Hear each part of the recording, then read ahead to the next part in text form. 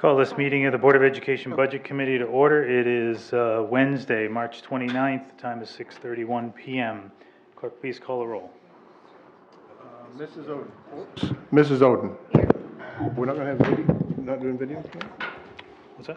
No video? Oh, there he is. He's in there, hiding in the dark. Wouldn't have started without him. I'm sorry. Dr. Murataki. Ms. Van Twyver. Here. Mr. Hollowell. Here. Mr. Mosier. I'm here. Mrs. Ziem. Here. Mrs. Hohensee. Here. Mr. Kaufman. Here. Mr. Farrington is here. We also have Dr. Brown is here, Mr. Donovan, Mr. Frederickson, and Mr. Boucher. And I think that's everyone. We have a quorum. Okay, so a couple things to start off this meeting. The first one is I received an email on my drive home from Ms. Kleiner at the mayor's office, curious as to when we would be sending the budget over to the mayor's office, and pointing out that April 25th is where they're going to drop it to the Board of Aldermen. And so hopefully by the end of this night, we'll have a good sense of where we are and what we have left to do. In my wildly optimistic view, we could even get through it tonight if we worked really hard. So a couple things, just for those who haven't been playing along the whole time. There were a couple controversies early on, and so I just want to make people understand that the peer coaching positions were placed back in the budget prior to the board taking the budget from the superintendent, so those positions have been restored. There was also concerns over the culinary arts program and the staff that would be let go there. That situation, the reduction is still there, but the situation is to the staff. They will still be in the district. They're splitting some other classes in family and consumer science to make that work. And hopefully we can reinvigorate that program so that we'll need those two full-time positions. So at least interim for next year, that's what will happen. I think those are the only two items that I can recall that were controversial and that have been resolved. So there are many other items on the list. Here's what I'd like to do. We have several motions that are tabled. I would like to go through those motions and have an up and down vote on those particular items. I think many of them were discussed.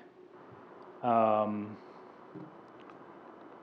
so I'm happy to have people make a comment before we vote, but if we could try to keep it as efficient as possible, I think that would be the best thing for moving the process along. Can we ask for that? So the first item on the tabled items list is a motion by Ms. Want to take the budget from the table first? Oh, that's a good one. So moved. Seconded by Ms. Van Twyver. All those in favor of placing the budget before the board, please vote aye. Aye. Aye.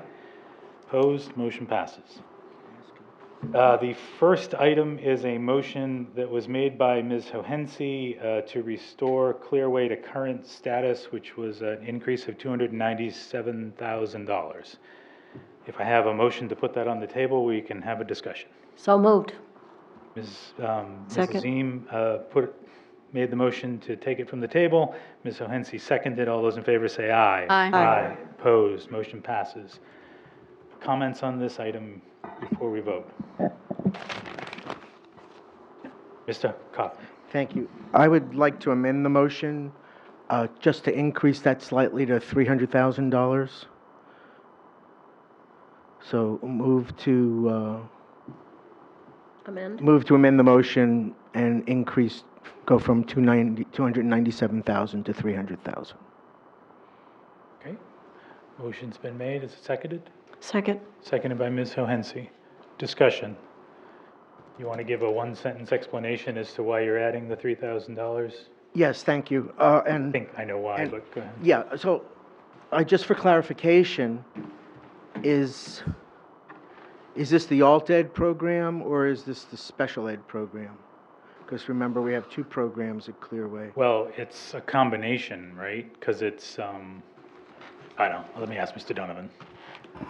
Yeah, I mean, you guys made the motion, so I don't know exactly what you were making the motion, but basically the cost of the two programs I gave you in the package, they're not exactly 300. We were using that as round numbers. Right. So what was returned already further up there was 300,000 was returned with the possibility that that would be a combination of the two. So if you added back 297,000 now, you'd have more than enough compared to to get it back to where we had the full level. Okay, Mrs. I don't think you need Mrs. to Ziem? add 3,000. I'm not sure what he means by both. Is he talking about Clearway and Wynn? What? No. So there's, for Clearway, there's two contracts. One is Oh, for the special ed special and ed, regular. and one is for the regular ed students. Mr. Kaufman is asking what this money represents. So the proposal that's in the superintendent's budget was for 10 special ed slots, is that correct? How many special ed? Yeah, I believe it was 10 special ed and 15 non-special ed, typical, whatever. Right, so there'd be so in this number is 5 special ed and the remainder of the regular ed students. Mrs. Ziem? The only concern I have is that when we take the responsibility for a certain number of students, then internally, we should have a date by which that has to be firmed up. Because and I certainly am not laying this at Dr. Brown's feet. This obviously has not been an area that we have monitored closely in the past, and I would like to see an administration establish some method of better, if we're going to pay for X number, whatever that number is, then at a certain date, we should know. You can't change the future. If we get a new student in the middle of the year, then admittedly, or we lose one, we don't control that. But to the extent that we obligate ourselves for X number and then have X minus, I think some of that responsibility has to come on this side of the So ledger. maybe I should have set the stage for this discussion. So Mr. Kaufman and I and Mr. Donovan met with Clearway. There was a request to sort of go over their contract, and we had discussions about their contract and how many students they had and how it worked. What came out of that meeting were some items that we agreed to discuss in the making of the contract. One of those items was similar to what you're suggesting. I think the challenge is with Clearway, students can come and go, and so often they might have 60 students at the end of the, or whatever the total number can be, 50 students at the end of the year, and then 15 graduate. And if there aren't referrals over the summer, then they may very well start up the year at 35 or 40. So it isn't a set date, just like the school district has students go in and out. But we did agree that there needs to be better tracking of both the types of students that are going and the types of students that come back, and how successful the students are that do either. Can somebody remind me how far we fell short of the mark? I thought it was significant, and how much that cost us. But the point I'm trying to make is it's somehow a process, a policy needs to be established. And obviously, this will fall on the new superintendent coming in, but it clearly, I would feel very badly if next year we did the same mistake that we have realized we've been doing now. And so all I'm saying is, let's just make sure this doesn't fall by the wayside. Thank you. So I think there are always going to be times where they don't have the maximum number of students because that student left and comes back. We're going to do a better job of tracking that, but we're paying for a certain number of slots. Now, the one item of discussion, which has sort of been an informal item in the past, not in their contract, was that for special ed students, if we had a slot available, like let's say we had used 12 of the 15 slots, and Merrimack were to come to Clearway and say, we would like to have our student come there, they would check with Nashua to make sure that they were okay if they took that slot, and if they did, they would return the portion of that special ed student that we would have paid for if they know they have a long-term special ed student. So can you remind me how many we didn't, again, we had special ed and regular. How many did we pay for in special ed, and how many did we have, and how many did we pay for in the general, and how many did we have? I'm sorry that I'm asking for that. No, it's fine. So at times, we use every slot, I understand that. but at other times, we don't. But I would just like to know for this last year. I'd like to get that. I can't remember it exactly, Bob. I should, and I apologize for that. But I would like to know the exact numbers. So I'm trying to figure out what the exact number would be that we would give you, because there is, on any given day, there's an exact number. But it may I'm saying fluctuate. how much our contract agreement was for. We agreed that we were Contract going. agreement was for 15 special ed students and 35 regular ed students. And how many did we have? 50. 50 regular ed. Okay, 50, sorry. So it was 65 total. So then of the 65, how many did we end up having? I'm going to let Ms. O'Hensey take a try. Thank you. I think what Mrs. Eam needs to remember, and I think we were told this at one point, we get a discount for getting 50 regular and 15 special ed. I think it's somewhere in the neighborhood of 25%. So that offsets the That's fact. only for the special ed students. I understand that, Mrs. Hohensee. I would just So it like to, offsets. I would like to know those numbers again, but if nobody knows them, then So on average, I'd say we were maybe a few shy. I thought it was more than a few. That's why I I'm think asking, in some because I'd like to. in some years, there have been times where maybe there's been 10 less than. I'm asking about this year. I'm not asking about times. I'm asking currently, how many did we obligate ourselves for, and how many did we come through with? Ms. Farrington. Can I suggest that probably the best way to do what you're trying to get to would be look at it in terms of student days that we pay for. And so we pay for 65 students for 180 days. And then, Yes, I did an analysis. I had about 4 of the months. I think I had September, October, November, and January. So I did an analysis and said, okay, let's say in September, we maybe had 40 of the typical students and 10 special ed students. So I'm pretty sure that's what September looked like. Then in October, there was a few more added. And then if you looked at January or February, it was closer to maybe 46 and 11. And then but there's always things going back and forth. I understand that, but if, the reason I'm asking this is, if you've saved, it would be nice to know if our savings was really a savings based on the number of students that we ended up putting there. If we paid for 15 that weren't actually there, then did we actually save any money, or did we lose money based on the fact that we had so few? I think it's important consciously to be aware of that so that we don't let it happen again, because it's a big thing to me. I think it's a lot of money. But so I think Mr. Coppin's going to probably talk about something else that got talked about that we shared with the board, but maybe not, because he's got a quizzical look on his face, so I take that back. I don't know what you have in mind, but one of the discussion points with Clearway when we visited was to how do we ensure that the pipeline is a strong pipeline, that there's always kids in the pipeline.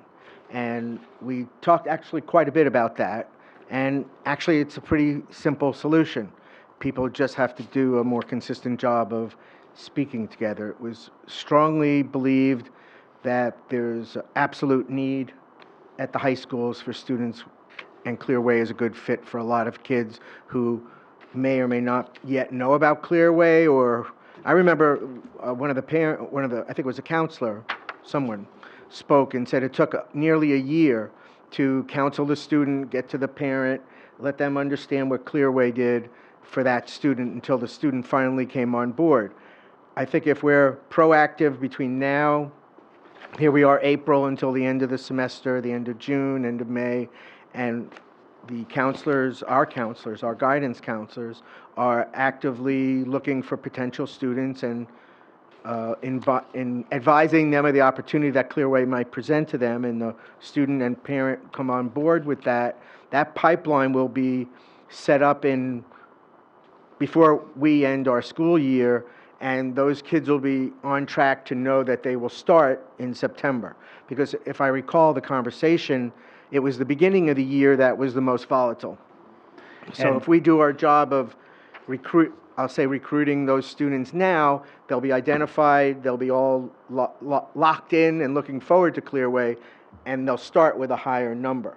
And I think once that occurs, I think students are going to take advantage of the opportunity once they know it's back, as it were, and the concerns you have around enrollment, I see that as less of a concern. So let me add one other thing. We talked about the process of how students know about Clearway, as Mr. Kaufman was just talking about.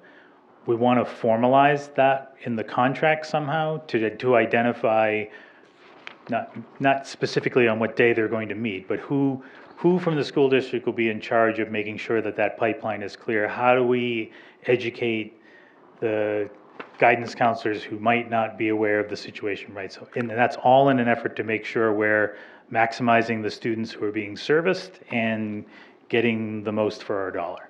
Mrs. Zine.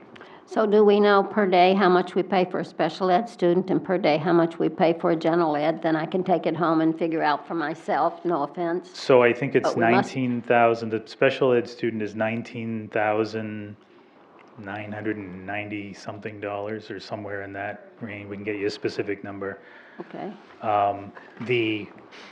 The regular ed student, well, actually, in both cases, it's basically the contract price divided by the number of students who would be serviced, which in the case of the 15 special ed is about $20,000, right?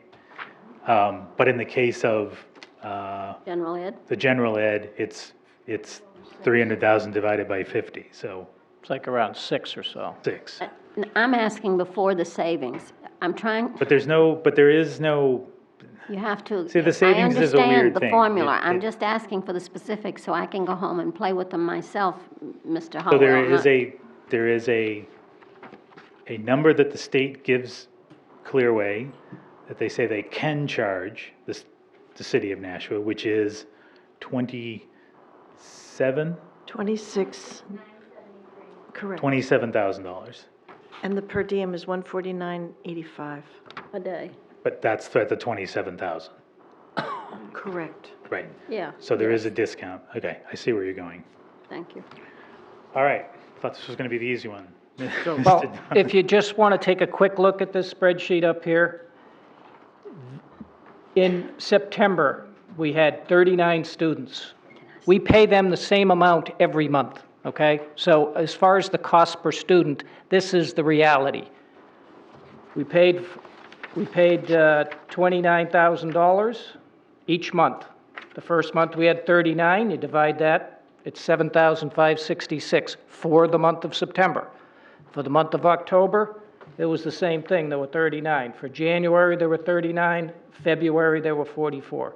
So I did the math for you, it's right there, I can send you this spreadsheet. That's the cost per student to Nashua, because we pay them the same amount every month, whether we have 2 or 50. So you just divide it up, and that's your answer. Thank you. Mr. Hall? Yes, Mr. Cobb. Thank you. Just for clarification purposes, if we can go back to the previous, the intent of my motion, back to where we kind of were, was to, because that's why I asked, is this for the alt ed, the 50 student contract, or is it for the special ed, the 15? But it's a mix. But it's a mix. So my intent, and maybe you can help me get there, is we have the $300,000 that's currently been returned in the top part of the spreadsheet, right? So my intent is to fully fund both programs. Right, and So- I think the 297 is fully funding, because it's Okay. not exactly, the numbers that were in the, here's what we did, were rounded to 300,000, whereas in here, Mr. Donovan is using the exact number. Okay, and so you had asked me a question earlier, why did I request to amend to 300,000? And And that's that what was you were as a trying to do. result of the conversation we had at Clearway. They asked us to throw in a couple of $1,000 essentially to accommodate what may in fact be an increase, but it was a not-to-exceed number. Okay, so your intent wasn't to fully fund, your intent was to actually increase the amount that they're given. Is that what you're saying? By $3,000, Okay. which would ensure that we could fully fund everybody. Divided by 180 days. I don't. In other follow words, the I logic. want to fund, my intent is to fund the 50 slots with one contract and fund the 15 for special ed through the other contract. That total amount of money to fund that based on this year's budget is $597,000. No, it's less than, based on this year's budget, it's like 591, 592. The two contracts we Okay. have now, right now, this year, it's not, it's like 591.5 or something. Okay, so So- why is this 297 then? I didn't make the motion. Oh, I'm sorry, I guess I thought you calculated that. I asked at the time, and that was the number I was given. Okay. So do you still want to make your motion? Well- Which would, since the original motion was to be 297, and we just heard from Mr. Donovan, that's already an increase apparently of $5,500. You want to increase it another 3? Well, based on the conversations we had when we met, Just yes or Yes. no? Yes. Okay, motion is to add $3,000 to the 297. All those in favor say aye. Aye. Opposed, nay. Nay. Division, how many said yes? Raise your hands, please. If you said yes, 1, 2, 3, 4. How many said no? Motion fails. Back to the main motion, to add 297. Tempted to cut it to 291.5 at this point, but I think I'll leave it where it is. Mrs. Ziem. Just for clarification purposes, this does not mean that we specifically will spend this amount of money. It just authorizes Mr. Donovan to negotiate this contract. So Correct. it could change $50, $1,000, or whatever. Correct, I would yes. just like for the public to know that. That's correct. Thank you. Any other comments, Mrs. Oden? I just want to say I support the Clearway program. After listening to the staff, the students, I took a trip over there. I don't think this program can be replicated in our schools.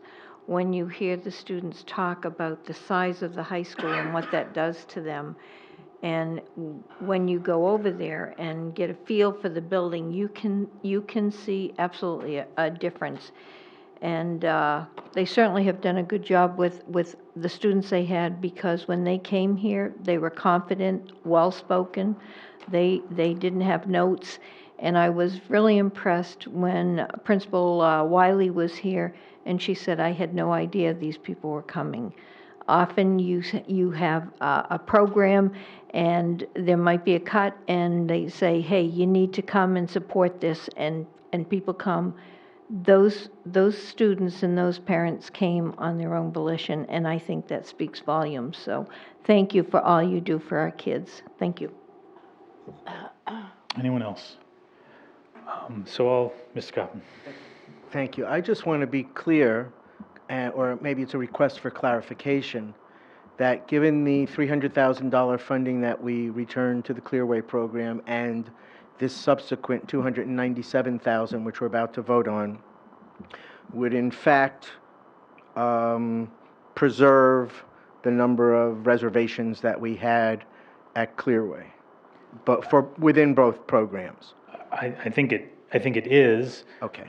but we still have to negotiate a contract, right? Yes, So we haven't understood. actually issued the contract. Mrs. Ziem. And going again to the fact that we should establish a timeline by which we would have at least a closer estimate. And so it may end up that we at the time of the contract, Mr. Donovan doesn't feel we're going to have 65, and so maybe he would make it 62 or 63 or whatever.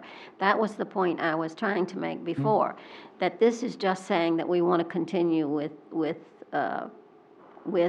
Clearway, and we want to give Mr. Donovan the authority to negotiate for us, keeping in mind this, that we want to be a little closer to the mark if possible.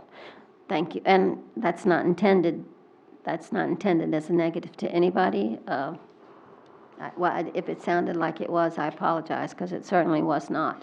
Okay. We're talking about yesterday, we're not even talking about this year, so, okay, thank you. All right, so I guess I need to say a few things. People need to realize that Clearway is a private school. And so we are sending school district funds to a private school. Now, it's not that we don't fund some private schools for special ed students. That's sort of a normal occurrence. The difference here, and I think this actually goes to Mrs. Zeem's point a little bit, is that we're basically funding all of their operating costs and have been told that if we try to cut back, they can't operate.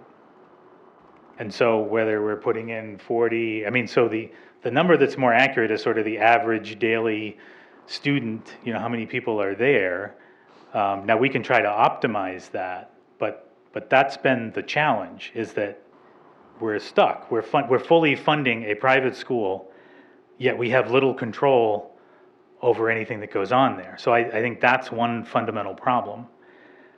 Something else that came up and was repeated was about the superintendent not agreeing to be on the board of directors. Well, it turns out that Mark was really the only one who participated in any active way in that role.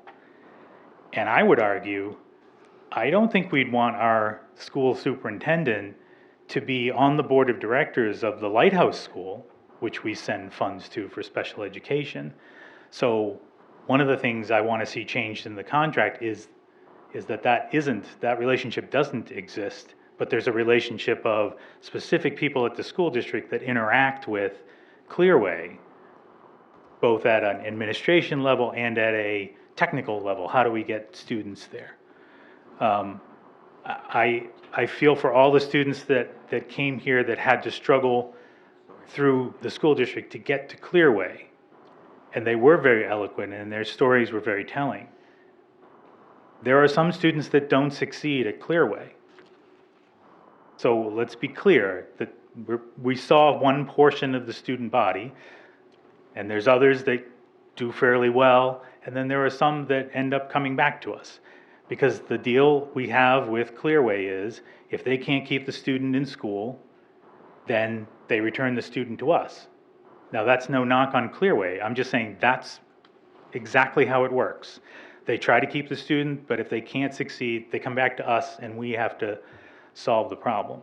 So I think going forward, I think the good news is, however horrible it was to get to this point, that I think all the board knows a lot more about Clearway. I think Clearway knows a lot more about the concerns that we have, because this comes up every year, comes up with every new board member. Why are we doing it in this way? And that's fundamentally why, is because we pay their operating costs. All right, anybody else? Ms. Johansson. I would just like to say briefly that I think you're right, that there are ups and downs with students going there, but currently we can't replicate it. The testimony from those students crying for an education I is think that goes overwhelming. without saying, so I don't really think And I would you need like to do it. if you're going to suggest that we're not going to have somebody on the board, which you have every right to suggest, I suggest we have a vote of the board before you make that decision, because maybe this Ms. Johansson, I was stating my opinion as to said- what should happen. We don't have a contract I've yet. been interrupted 3 times. May I finish? I don't talk that long. Thank you. If the superintendent doesn't feel that she should be on that board, perhaps a board member would be willing to take on that, because I think our investment in them, our 40-year relationship, we have a big stake because we don't have a program that replicates it for 40 or 65 students. So we have an investment that we need to make sure that we keep the relationship to both sides' benefit. I'm just saying that it might be another way to look at it, and thank you for letting me talk. Anyone else? Ms. Van Twyver? Yep, Mr. Donovan, in the budget, the current budget for Clearway is 600,000? Is that correct? No, 591.5 or something. Well, round numbers, Yes, okay? round So if we restored 290 or 300,000, would we bring that back up to the 600,000? The 297 will bring it up to 597. Right, thank you. So then we would be able to potentially contract for the same amount of students. Exactly. Thank you. Mrs. Eam? I would just like to make a quick statement. I think I know that people got frustrated with this process, but I personally feel it served a good purpose. And I think we should look at the positive. I think that's how the board gets educated, that's how the public gets educated. And I think the more we as a board know, the more our citizens know, the more our community knows, the stronger we're going to be. So I do, and I think that's what you were saying, Mr. Hollowell, and so 95% of what you said I agreed with, and thank you. All right. Dr. Murtaki? I will support this motion. There you go. Very good. Anyone else? All right. Motion is to restore the funding to Clearway, allowing us to enter into a contract with Clearway. Roll call, please. Roll call's been requested. Mrs. Oden, Yes. Dr. Murtaki, Yes. Ms. Van Twyver, Yes? Mr. Hollowell, Yes. Mr. Mosier, Yes. Mrs. Eam, Yes. Ms. Hohensee, Yes? Mr. Kaufman, Yes. Mr. Farrington makes it unanimous. Okay. One motion down. The next one was also, actually, Mr. Donovan, can you tell me, so I'm looking at this, the motions. Some of these were tabled, but I don't see on my list what the ones were that were tabled. Okay, the other ones that were tabled was a motion to eliminate the New Hampshire School Board Association dues for $8,000, that was tabled. To eliminate the iReady kindergarten costs was tabled. And to remove Four four psychologists. psychologists was tabled. All right. New And Hampshire, I don't think Dr. Mortaki was here when you made the announcement that we were going to do the tabled motions first, so if we could just let him know that. That's fine. Thank you, I'm sorry. thank you, Mrs. Ian. All right, next one is also by Ms. Hohensee, to eliminate the New Hampshire School Board Association dues.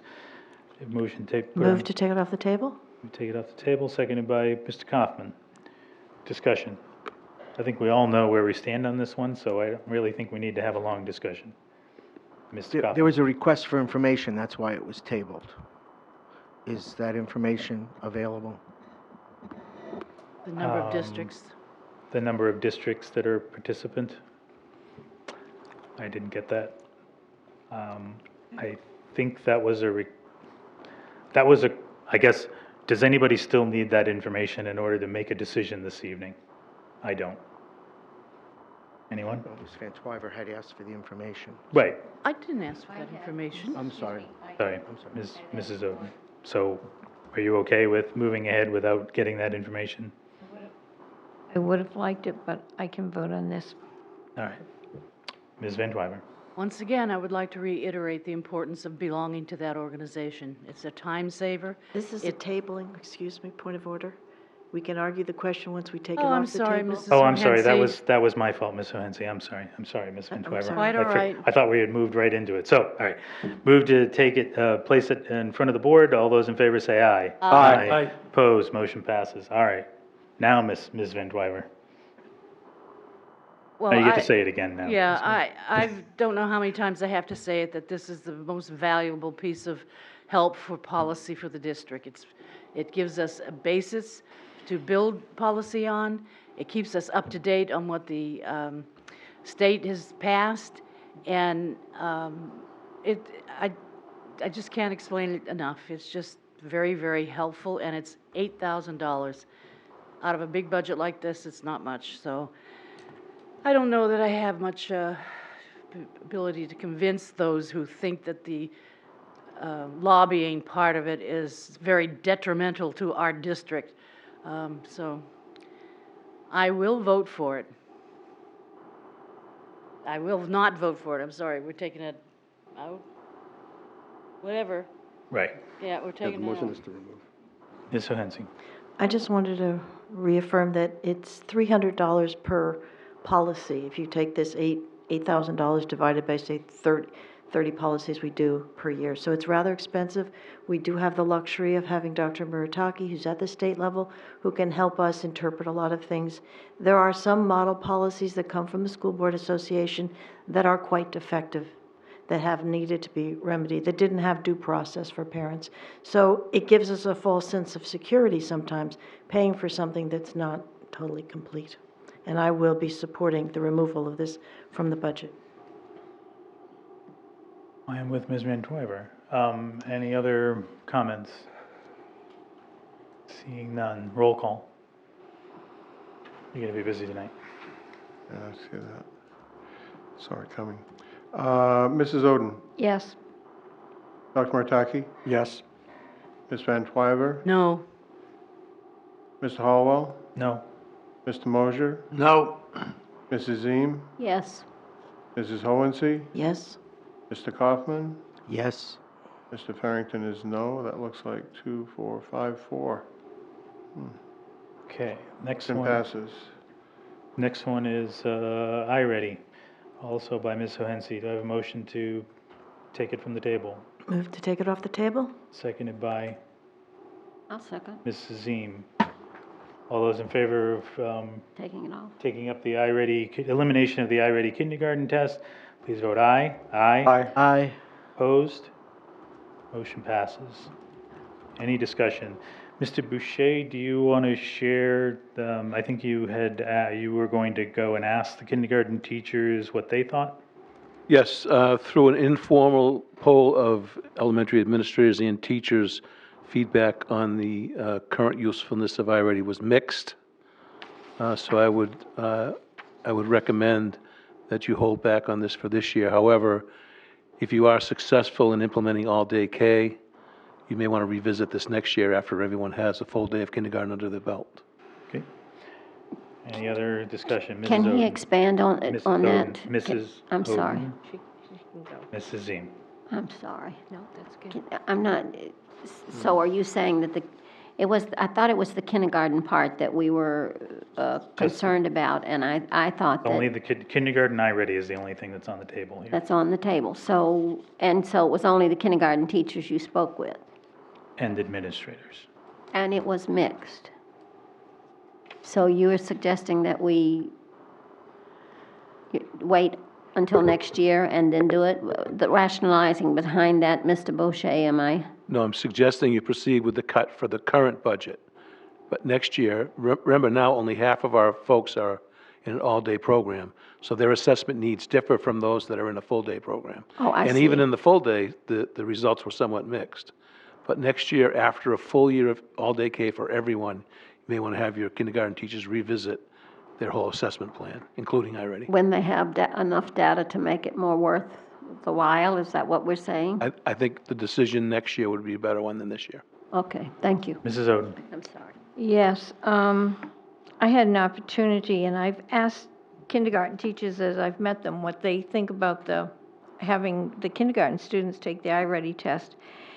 And it's pretty evenly split. I spoke to teachers from the full-time kindergarten schools and the half-day.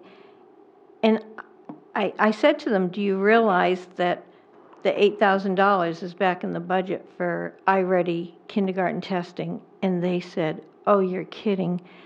It's so sad to sit there and watch those little kids cry One teacher said, I just tell them to point to their favorite thing on the screen. It's so frustrating.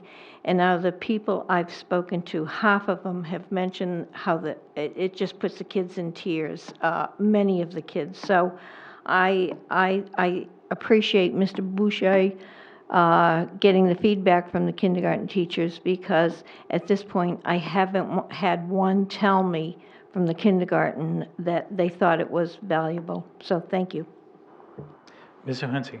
Thank you. I also reiterate my appreciation for Mr. Boucher and Mrs. Oden with that feedback. Also, we got an email today from a parent of a 7th grade kid who found the test very... It's not relevant to the It's kindergarten. anxiety, It's not and you're in- relevant to the kindergarten discussion, Ms. Are we Johansson. interrupting me again? I can't say anything for 30 I'd like to keep the seconds. discussion relevant to It the... is relevant. It is not, but go ahead, Ms. Johansson. I'm just saying there is anxiety even in a 7th grade student, so for a kindergarten student, it might be more. That's all I'm saying. Thank you for letting me speak. Further discussion. Dr. Murataki? I will support the motion. A man of few words this evening. So I'll support the motion because of the survey that Mr. Boucher did and because of the concern about the full-day kindergarten. I will point out that Mr. Boucher certainly ran into kindergarten teachers who thought it was valuable. So it isn't one-sided. Further discussion? Seeing none, all those in favor say aye. Aye. Opposed, motion passes. Thank you, Mr. Boucher. All right, the last tabled motion is also by Ms. Johansson, which was to remove 4 psychologists from the budget. I will move to take that off the table. Seconded by, sorry, Mrs. Zine. All those in favor? Aye. Aye. Opposed? It's before us on the table. Discussion. Ms. Johansson. Thank you. I would like to withdraw my motion, if that's acceptable to the chair. After a lot of discussion with parents, students, and Mrs. Bream, and a number of psychologists that emailed us, I learned an enormous amount. I think it was beneficial just putting it there just for how much I learned, and I apologize that anybody got anxious or concerned over it, but it was a way that I could get the information I needed to make an informed decision. So I'm very appreciative of the process.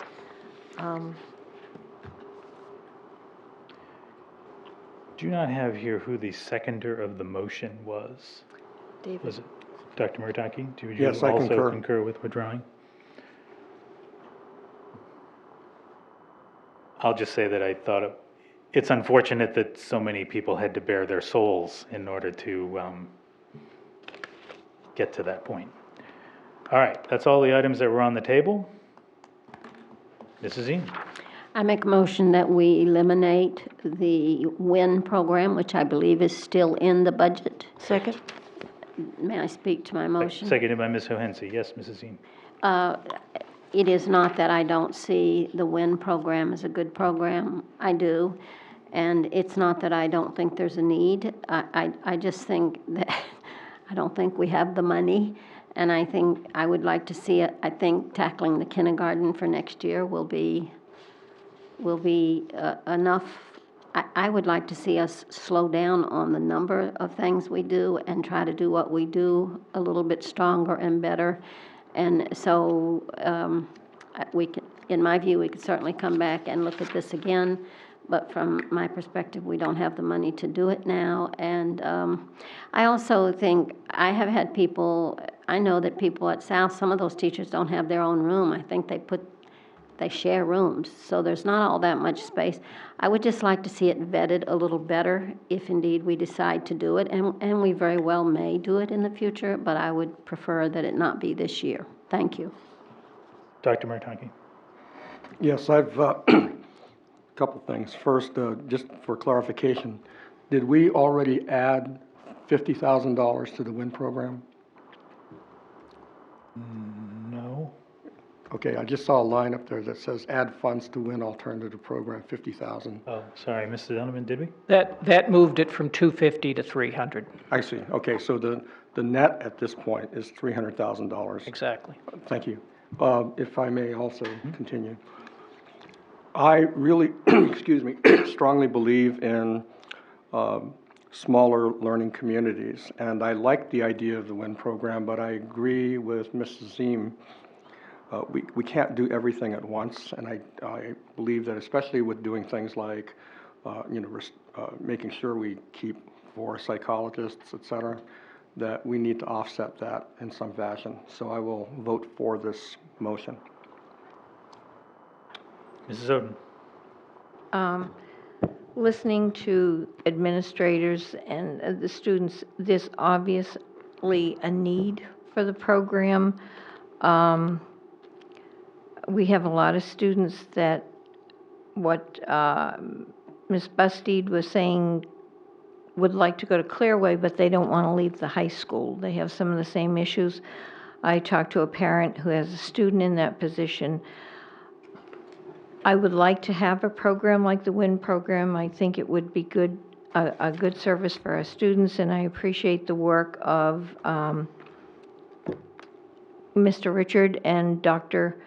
Brown, and the fact that I thought it was a good attempt to try to meet the needs of students.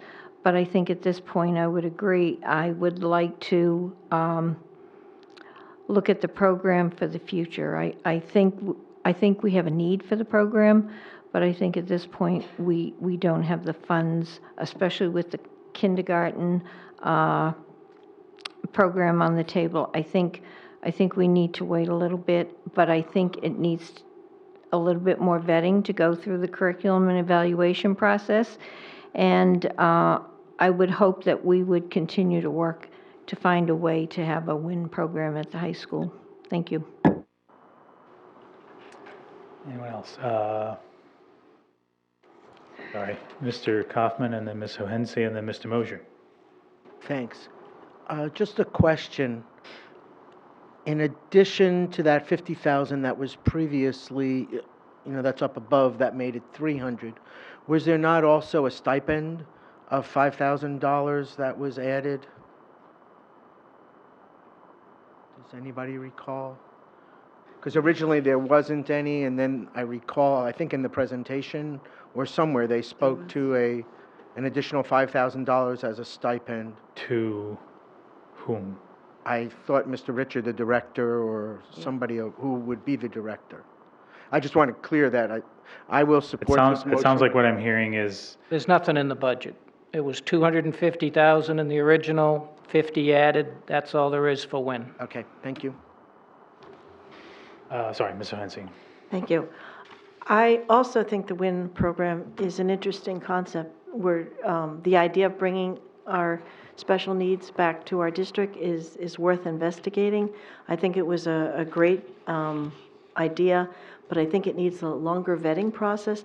But also, if we're going to follow the pipeline to make sure it's working for Clearway, we can also track those who might not go here. We might work the pipeline and see if there is a need, and keep in mind that we might, at a later date, do something like that. So I think whereas no for this year, I think it's an interesting idea for the future. Mr. Mosier. Thank you. I think that the WIN program is something that needs more work. And I look at the the programs and everything that we have going on now, and I believe that instead of the WIN program, we should put a greater focus on our CTE. I look at these programs that we have now in the schools, and I compare them to what I had when I was still a young man in Flatbush, and it was so much more available here without the WIN program. So I think the WIN program should be eliminated. Mr. Farrington. Yeah, excuse me, in general, and I'm probably going to say this again this evening, but this is, I think it has promise. Obviously, from the testimony we've heard from a variety of people, there is an undetermined amount of need that exists in our in our high schools. But obviously, this program brings with it some controversy also. And I think in light of the fact that we're going to be going through another change of administration at the central office, and I don't think that it would be a wise thing to add this extra controversy to the plate of the new superintendent. So I would, although I'm intrigued by it and I think it has promise, at this point I'll be voting to cut the funding. Anyone else? So I'll also, similar to Mr. Farrington, I'll also be voting to allow us to cut this. I will add one other thing. So one of the most, well, there were many difficult things about hearing those students from Clearway come here and talk about their experiences in general. But some of the instances where it was difficult for them to get to a path that got them to Clearway for whatever reason, I think we need to figure out and clear up. And I don't think that's something we can just ask our guidance people to do on the side. So I'd rather keep some of this money for an additional position or for holding it aside for something to basically be able to handle both the students that do go to Clearway and the students that we know are in the main school that maybe don't go to Clearway, but as I think Mr. Kaufman pointed out, they have the same needs, or it might have been Ms. O'Hensey, I'm not sure which. So I'll vote to cut this, but I may make a motion later to do something different. Mr. Kaufman. Thanks. I wasn't going to speak to this. I too support at this time defunding the WIN program, and I appreciate what Mr. Hollowell just said about we need to keep our hands engaged in this. I think part of the recruiting process for Clearway is part of the recruiting process potentially for WIN. And later on, I will be making a motion to restore the guidance director at North. And perhaps in line with Mr. Hollowell's thought, which is why I'm mentioning it now, maybe that's something we can task that person to do. So. Okay. Thank you. All right. Any other discussion? All right. All those in favor of eliminating the WIN program for a reduction of $300,000, please vote aye. Aye. Opposed? Motion passes. Mr. Farrington. I move to add back the Director of Guidance at North for a cost of, Mr. Donovan? The amount actually taken out was 62,000. Okay. 82? No. The salary of the person was 82. The amount of the reduction was 62. Thank you. And I can explain why if you'd like. If not, all you need is the number 62. Thank you. I think it was to allow for the fact that if a single director would be paid more money. Correct. All right. Who seconded that motion? Somebody second that? I did. Oh, sorry, Ms. O'Hensey. Discussion. Somebody please talk about it so I can get caught up. All right, I will. All right, no, sorry. Mrs. Oden. I think this position would be critical. We're talking about the pipeline to Clearway, and I would hope that if each high school has a director of guidance, that person will be in contact with the guidance counselors, all of them who are working with the students, and we will have better communication in that pipeline and meeting the needs of students, because we did hear a couple parents say, one parent said it took 2 years to get her child into Clearway. So hopefully this will help, and there'll be more communication with the Clearway. Thank you. Mr. Kaufman? Thank you. Just like with the proposal around psychologists, there's lots of email that flowed on that. There was also a fair amount of email that we received in reference to the guidance director. And one of the things that caught my attention was that this position has had I'll just call it as a crazy history. It was on, it was off, it was 2, it was 1. So given the largesse of the number of students and the key need for guidance, especially with CTE, as an option for those kids that may opt not to go to college. I think it's important that we have a strong guidance team in place. And it was clear from the emails that I saw that leadership was sorely needed at North, and they had felt as though they got back to a stable place, and they wish it could have been restored. So I encourage the board to restore this position. I will be voting to restore the guidance director at North. Mr. Farrington. Yes, I do this for two reasons. I think, once again, I found myself in agreement with Mr. Kaufman in his earlier comment about this may be a place that we can look to address some of the things that we're going to lose with wind and some of those related areas. And also, I go back to my previous comment on the cutting at wind. I think to cut this position is going to create controversy and problems within the district that we don't really need to deal with next year. I think so for the combination of the two, I'm obviously going to support. Ms. Hohensee. Thank you. I too will be supporting this position, and I think the emails and the process was great because you learn from history or you repeat it. They gave us the history, and we don't need to repeat it. We need to restore this position. Anybody else? Roll call, please. Yep. So, I'm going to support this. And I think there's going to be a theme for me, as there is for Mr. Farrington, which is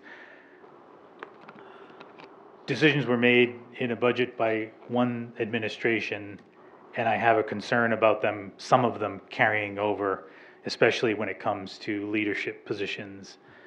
So reducing leadership positions can work if somebody has a mindset that they know what they want to do, and I don't think we should maybe saddle the next administration with that particular challenge, especially given the history of this position. I mean, I will point out, although we've talked about that this position could be used to solve what might be problems in the pipeline for some of these kids. We have two guidance directors now, and we still have a problem. So there probably needs to be something more direct here as to what needs to be done. It isn't just restoring this position just gives you status quo because you haven't removed it. So, all right, roll call was requested. Mrs. Oden. I just have a quick question. I know you and Mr. Farrington spent a lot of time a couple of years ago with the guidance people and that process. When you went through your research and the process, did you come to any conclusion as to whether you thought the district could operate with one director of guidance? At that time? I don't think we put anything in the report specific because we weren't asked to give recommendations to the board. So that was not part of the committee's charter. But in my personal opinion, you could make it work with a single guidance director, but you'd have to change other things underneath. So it isn't just simply making that move, it's making structural moves about what kind of things the guidance department needs to do. I think there's lots of opportunities for leveraging technology better than what gets leveraged now that might alleviate some of the burden from the regular guidance positions. I think because we've cut back on these positions over the years, that's why we are where we are, right? We really should have a guidance director K-12, which we don't have. I mean, even with they try to serve it at the two high schools, but they're basically at the high schools, right? So they don't see the big picture either. So there's a hole there. I'm not quite sure what the combination is to fill it. Can I answer? Sure. I agree with a lot of what Bob said. I think I really think that the district needs a director of guidance that is not located in either of the high schools, that functions out of the central office, that coordinates so that there is consistency. I mean, we've talked about the consistency in a lot of different areas throughout the district. Mm-hmm. And I think that we need to have that consistency between the elementary, the middle school, and the high school, and somebody that oversees all of that. there are a lot of functions that these two directors get involved with at the two high schools, but I'm not sure that that is the best use of them across the year. They're about to become very busy. In fact, I think they've already started in probably the busiest time of the year for them in many respects is building the schedule for next year. And that brings together a lot of people, but I think that the overall guidance program in the district needs to be looked at independent of the budget process and everything else, and to sit down and look at, actually the way I read Ed 306 to me reads that a district of this size should have a single director of guidance that coordinates across the district. But again, this is something that would be a significant change. Obviously, it would be disruptive in the two schools, and I don't think that next year is the time to do it. And if I can ever get caught up in everything else, you'll get the final report on that. Okay, I But just you wanted do to have the ask- draft, everybody got the draft report, so. Yeah. Can I just ask, when you said, Mr. Hollowell, when you talked about the technological things, were you referring specifically to Naviance? No? No, Okay. actually, there are some manual things that guidance people do to verify that students have the right number of courses and the requirements that they need to have. And for want of a small expenditure, I think in upgrading some scripting, we should be able to get them comfortable with the fact that when they run a report, it actually does tell them whether the student qualifies. And there's some quirky things about how some classes are designed, but that's probably a longer description than you wanted. Thank you. Roll call. Didn't know whether you were going to raise your hand there, Dr. Muratagi. Anybody have a need for a roll call? Guys, hand up now. Oh, all right, see, I prompted you. I think that was an invitation. No? Excuse me. No, you just look like you want, if you want to step back, that's okay. Okay. Remember, you've been a man of few words tonight. Indeed. So I'll spend a few more words on this one. I will support the motion. One of the things that I believe I've noticed is that we have, in addition to the IDEA legislation, a number of years back, Congress passed the IDEIA, the Improvement Act. This is the act that actually brought in things like the expanded 504 plans instead of simply an IEP. It was thought by Congress at the time they passed it that by allowing these additional methods of dealing with students with special needs, even if they did not qualify for an IEP, that by this expanded program, it was felt that in the Dr. long Muratagi, run, I'm just going to be fair here. Is this going to rapidly come to a point? It will. All right, thank you. So the thing is, I believe that the need for guidance because of this expansion has been continuing to grow steadily and will continue to do so in the future. So given all of the other things that our guidance folks do here in this district, it didn't seem correct to eliminate one position. It may not be enough to add that one position back in, but that's certainly something that I will support. Thank you. All right, I anybody think have a need? somebody asked for a roll call. Did on anybody this. ask for a roll call? Yes. Okay. I did.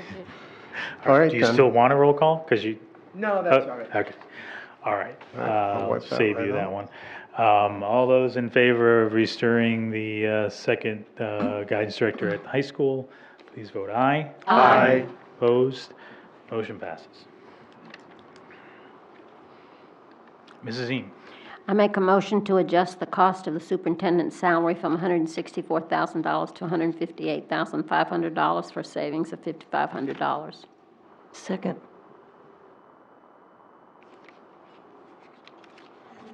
I believe I see your look. I believe that in the budget, it was listed at $164,000, and we have agreed to $158,500, correct? So, Yes. thank you. So what was the savings? $5,500. 55? If you take 164 Okay, and no, that's subtract- fine. I just didn't get the I'm sorry, I just didn't hear the number. Okay.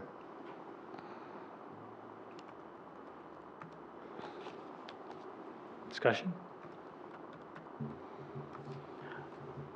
I guess I'd say that typically when we're, never mind, I won't say, I won't bother. I just bookkeeping. It's the only reason I'm. Yeah, it's just bookkeeping we don't normally do, but I understand the desire to do it. Anybody else? Any comments? Mrs. Ziem? There was no, that was a book, in the past, it seems to me that we have done bookkeeping, and so, and every nickel, there was no, I'm sorry, there I'm was just. no unintended. Typically, the large salary lines, there's give, that's all I was gonna say. But I tried not to say it, sorry if I Thank you. interjected it. No, I appreciate it. second? Thank you. Seconded by Ms. O'Hensy. Discussion. All those in favor say aye. Aye. Opposed, motion passes. Mrs. Ziem? I don't want to pig this, Go right so ahead. if somebody I wants didn't to. see anybody else raising. I make a motion to restore the CTE director at a cost of $96,745. Second. Do you want- Motion is to restore the CTE director. Mr. Donovan, could we get a check on where we are in terms of percentage of budget?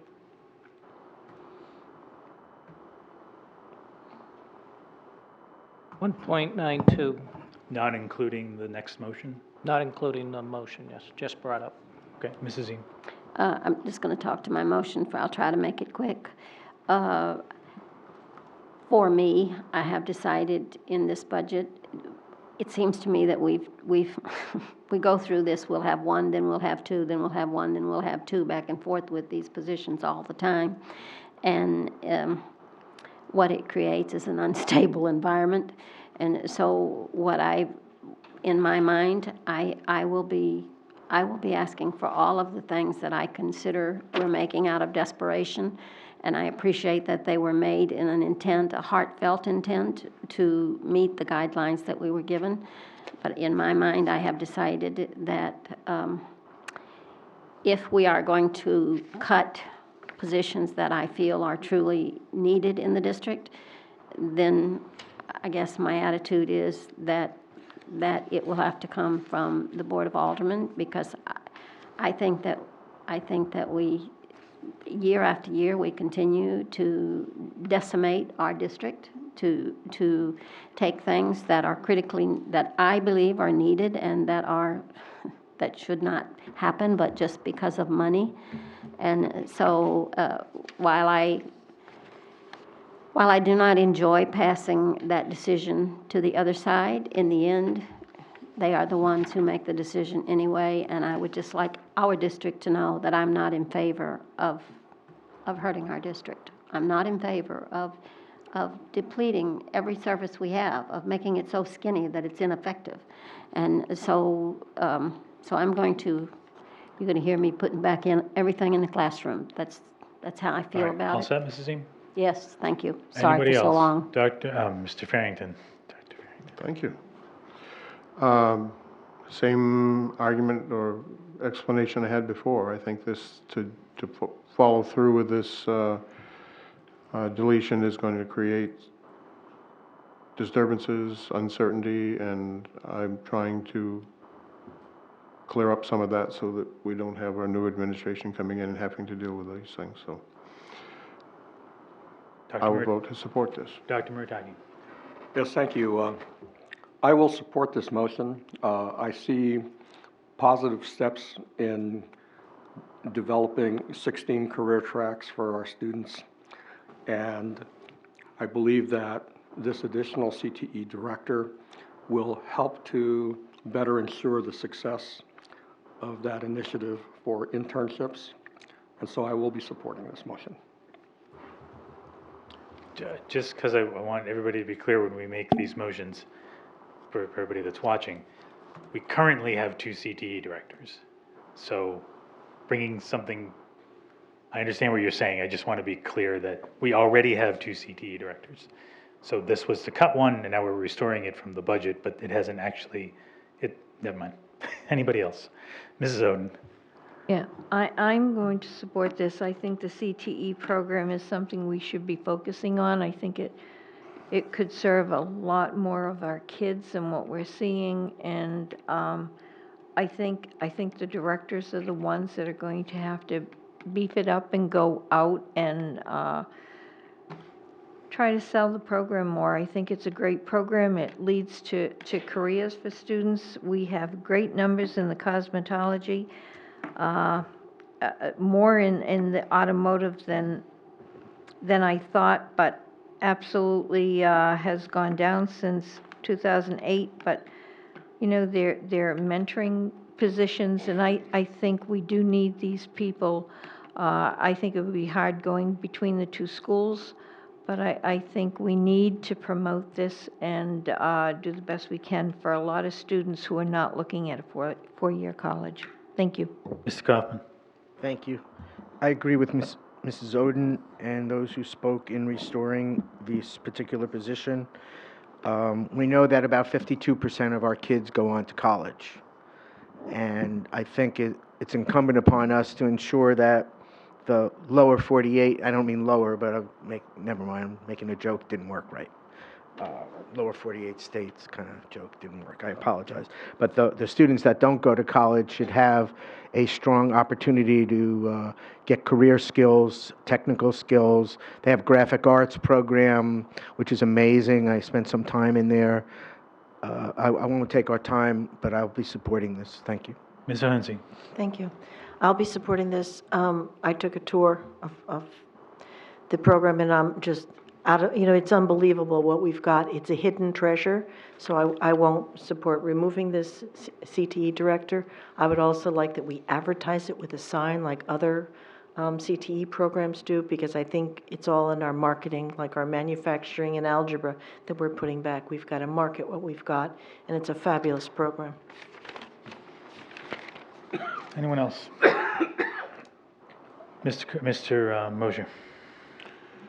Yes, I agree about the CTE. I believe it is a most important part of the education process, because, like was said, not everybody is going to go to college, either a 2-year or 4-year school.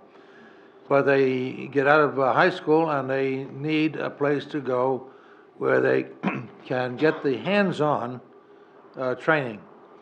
And in the course of my own education, I was grateful that I took advantage of every opportunity to get involved in the trade that I was fortunate enough to retire from, and also to be an advisor in. So yes, I think that the restoring as much as we can into CTE and to advertise it and bring them in, even if there's a lot of money to be made just in doing lawnmower engines. So yes, let's do it.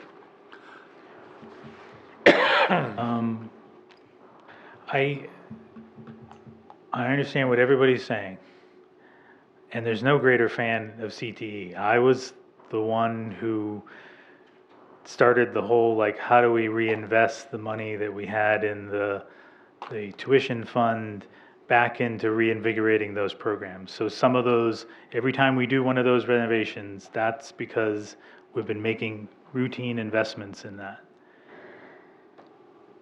But again, we have 2 CTE directors now, and yet enrollment in overall CTE programs has not improved. And in a couple of them, we're basically very close to shutting them down. Culinary arts is a good example. So I think it would be a challenge for a single person to be a CTE director, but I also feel like it might allow us to have staff that could do a better job at the base level for individual programs. So you have somebody overseeing the program, and then you have staff underneath that would either be recruiting more students or advertising the program, making those connections like Dr. Murataki has talked about for interns and apprenticeships. So not really sure where I'm going. I'm going to end up on this vote, but I'm on the fence. I have Mrs. Oden and Mrs. Ziem. Thank you. Oh, I'm sorry, I thought you had your hand up. Mrs. Ziem. I'll try to make it short again. I say that and then don't. one of the reasons that I'm convinced that we need to do this, as with the Clearway program, where there was, where the guidance directors were, I wonder if in the guidance director job descriptions, it is enumerated that one of their job descriptions should include this communication for the CET program, and as well as the Clearway, because the guidance directors are the ones who have the best chance of This is CTE directors. yeah, well, You said guidance, so I just, I'm sorry. I'm saying that both the guidance directors. okay, sorry. To me, it comes from guidance. Guidance should be the one helping to funnel the students where they need to be, whether it's in a CTE program, whether it's at Clearway, wherever it happens to be.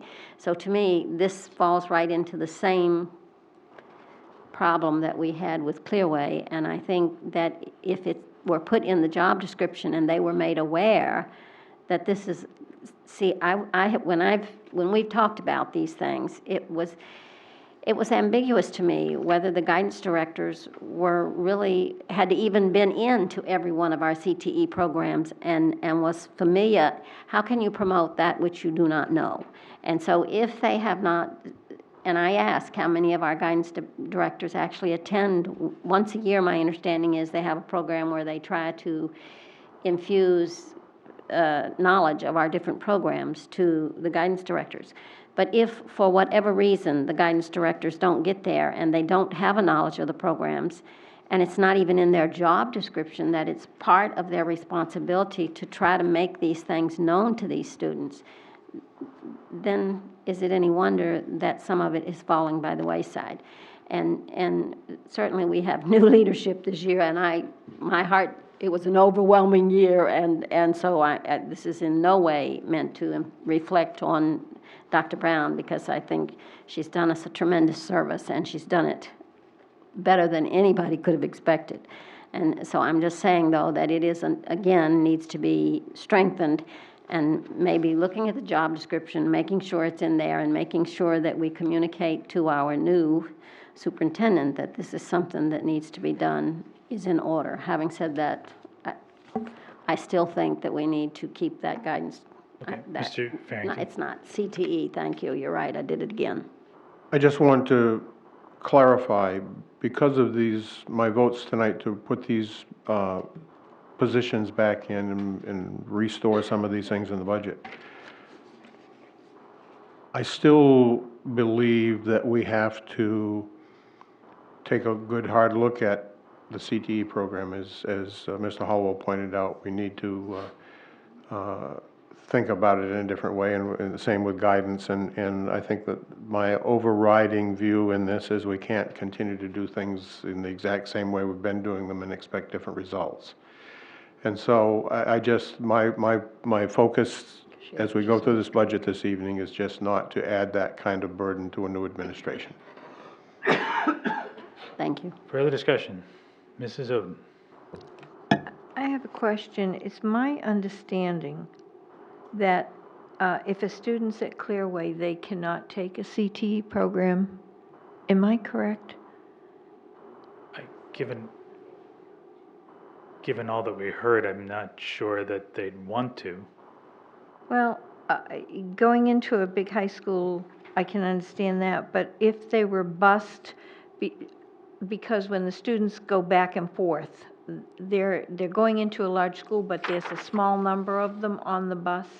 And looking at some of these numbers, we have small classes for the CTE programs, and they're often in other parts of the school, and those students don't necessarily have lunch. I'm wondering if that might be something that might be approached as a possibility to see if there's any students from Clearway that might be interested in some of the CTE programs. I suppose we can inquire at a later date on Okay. that item. Thank you. Mr. Mosier. Thank you. I recognize that some of the programs that we have in CTE are basically on life support and need an injection of impetus from not only the directors, but also from the guidance people, to steer these people into the right things, and also the ones that are not really workable, they should be eliminated. At the same time, we should be looking to put out feelers to the various corporations that are involved in some of these things, and work out an intern program or an apprenticeship program that will allow them to work up into the business. I think that would be one of the things, but I believe that with two directors now for CTE, I don't think we need an extra one, but I think that the ones that we do have, they should be more active in promoting the programs. All right, further discussion? Seeing none, all those in favor say aye. Aye. Opposed, nay. Do you want me to do another one? Yes. Anybody else Can we- have a motion? Can we find out where we are on the percentage? Where are we, Mr. Donovan? Other than in the Nashua High School North Boardroom? 2%. 2.01% over where we were last year. Thank you. Anybody else have a motion besides Mrs. Ziem? Just to give everybody a chance. Mrs. Ziem. I make a motion that we fund the 3 middle school teachers at a cost of $150,000. Second by anyone? No second. Motion does not. I'll second it for conversation. All right. Discussion. Mrs. Ziem. I think that the middle school years are the most difficult years that our kids have. And I believe it was Mr. Hoffman who spoke last week about how it was going to tear apart the team that was in place at his school because he didn't think they would have personnel to do it. And it's probably not going to pass because clearly if I can't even get a second, there's not a lot of support for it. But I believe it's worthy, and I will be voting for it. Thank you. Further discussion. Anybody, Mrs. Ziem, do you want a roll call? No. No, I just want to make sure. Okay. All those in favor of restoring the 3 middle school teachers vote aye. Aye. Opposed? Nay. Nay. Nay. Nays have it. We Well, lost she- our, we was lost it? the number guy. Yeah. Well, there was no change in number, so. No, that's just going forward. What else you got there, Mrs. Ziem? You got any more? I have one more, but Anybody else raising their hands? I'm just going to keep going back until you're dry. this is my last one, so if anybody's got more, they better get ready. And if this one goes as quick as that one, I make a motion to eliminate the part-time Director of Grants and Public Relations for a savings of $41,081. I'm sorry, how much was the, It was a savings of $41,081. Thank you. 41,081 is, I believe, the correct number. okay, thank you. I had a hard time finding that, so it may be a smidgen off, but I think it's close. Thank you. I'll second for discussion. Mrs. Ziem? This is a part-time position, and I personally don't see anything, and it is a Tuesday, Wednesday, Thursday, so this, and that $41,000 does not reflect the benefits, so we're paying almost $60,000 for a part-time person who I think we could get a full-time secretary for 25, and I don't believe it's that difficult to go into a website. My daughter can do it, and she's not a rocket scientist, so I don't think it's that big a deal, and I think it's a lot of money, so that's why I'm making the motion. Thank you. All right, I hope your daughter isn't listening tonight, Mrs. Ziem, but She'll probably give me a black eye when I go home. although technically she probably is not a rocket scientist, so that probably is okay. Ms. O'Hensy? Thank you. Could we get a description, a job description of what this position does for the district from the administration to help the board better understand what we're talking about? I was unprepared for the question, so I didn't bring a job description with me this evening. Oh, okay, well, that'd be fine if a loose description, I mean, not reading one, or we could table it if How about that would how work. about we try a description as to whether you think, what you think the position brings to administration? How about that? Well, in the spirit of trying not to hobble the next administration, I don't think you want to take away their communication arm with the staff and community. This position is vital, as it does all of the website correspondence, it writes the e-news, the i-news, publishes all of the press releases that go out of the superintendent's office. Staff look for the weekly communications about HR information, news from the district, payroll information, and I think that would be a serious setback for the next person who would have no one to look to publish that information for employees. Thank you.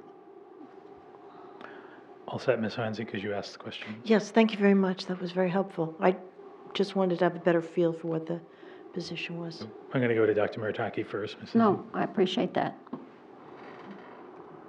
So my question is, does this position also have anything to do with grant writing for the district?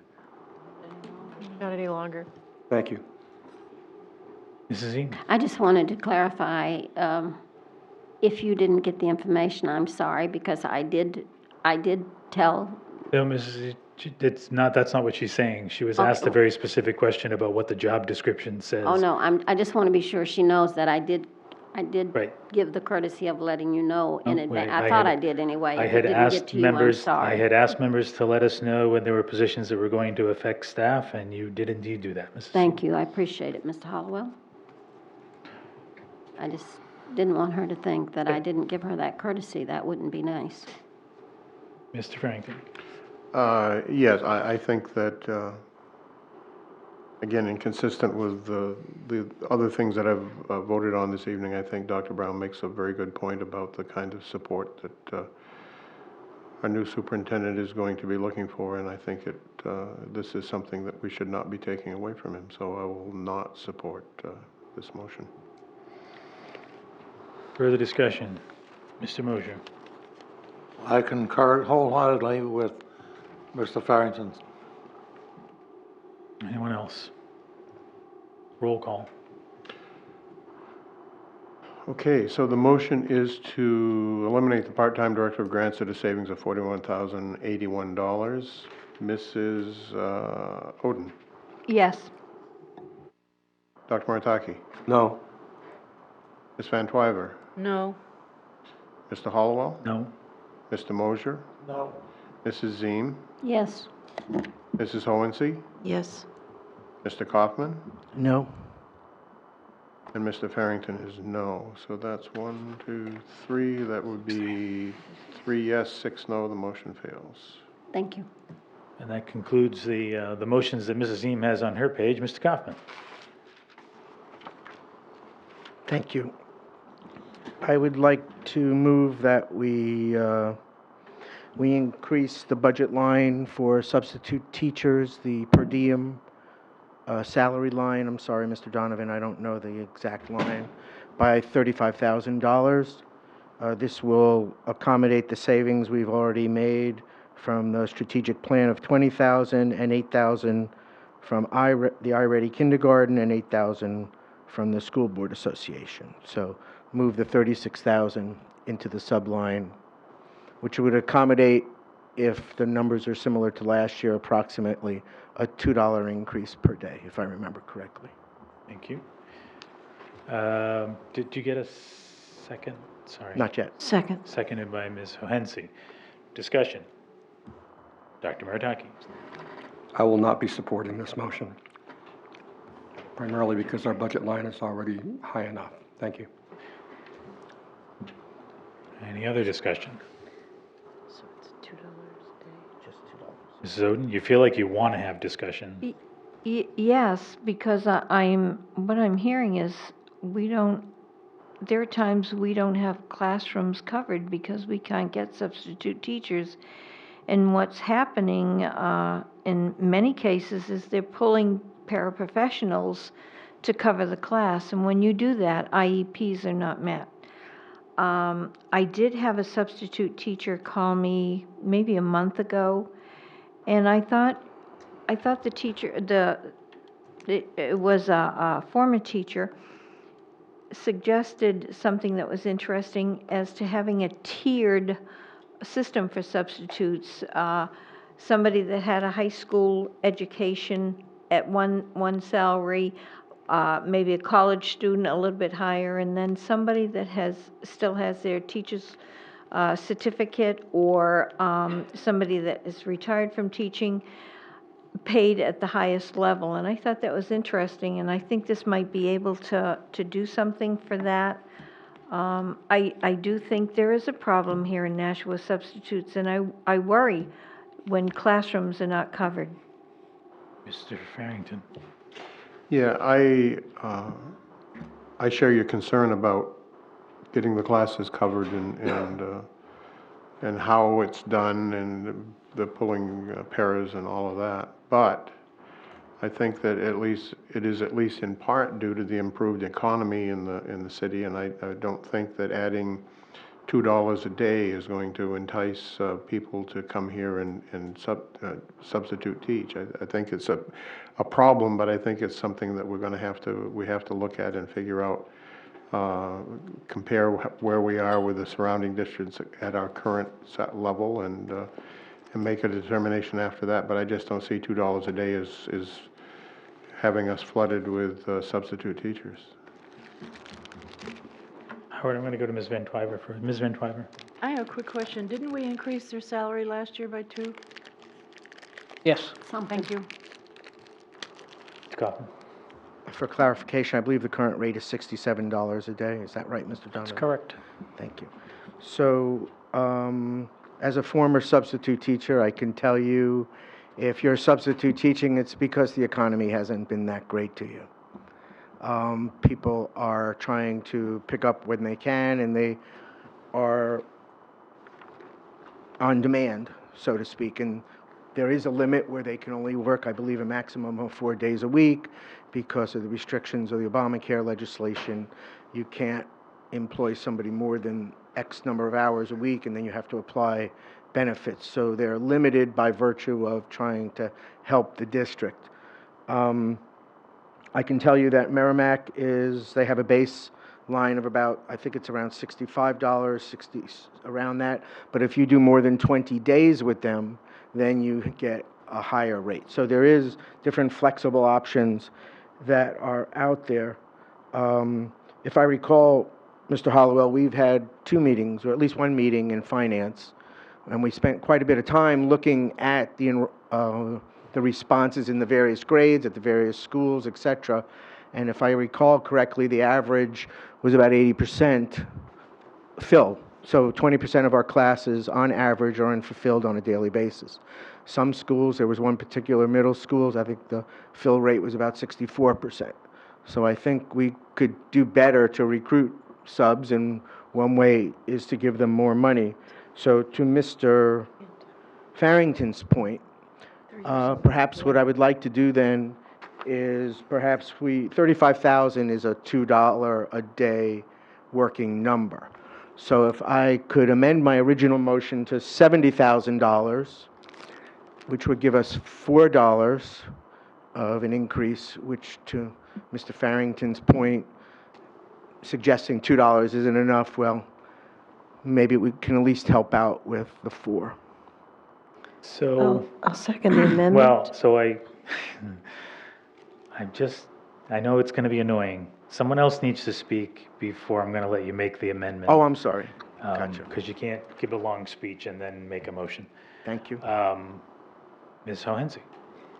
I'll add the $2 to make it $4 a day increase, and so that would be $70,000.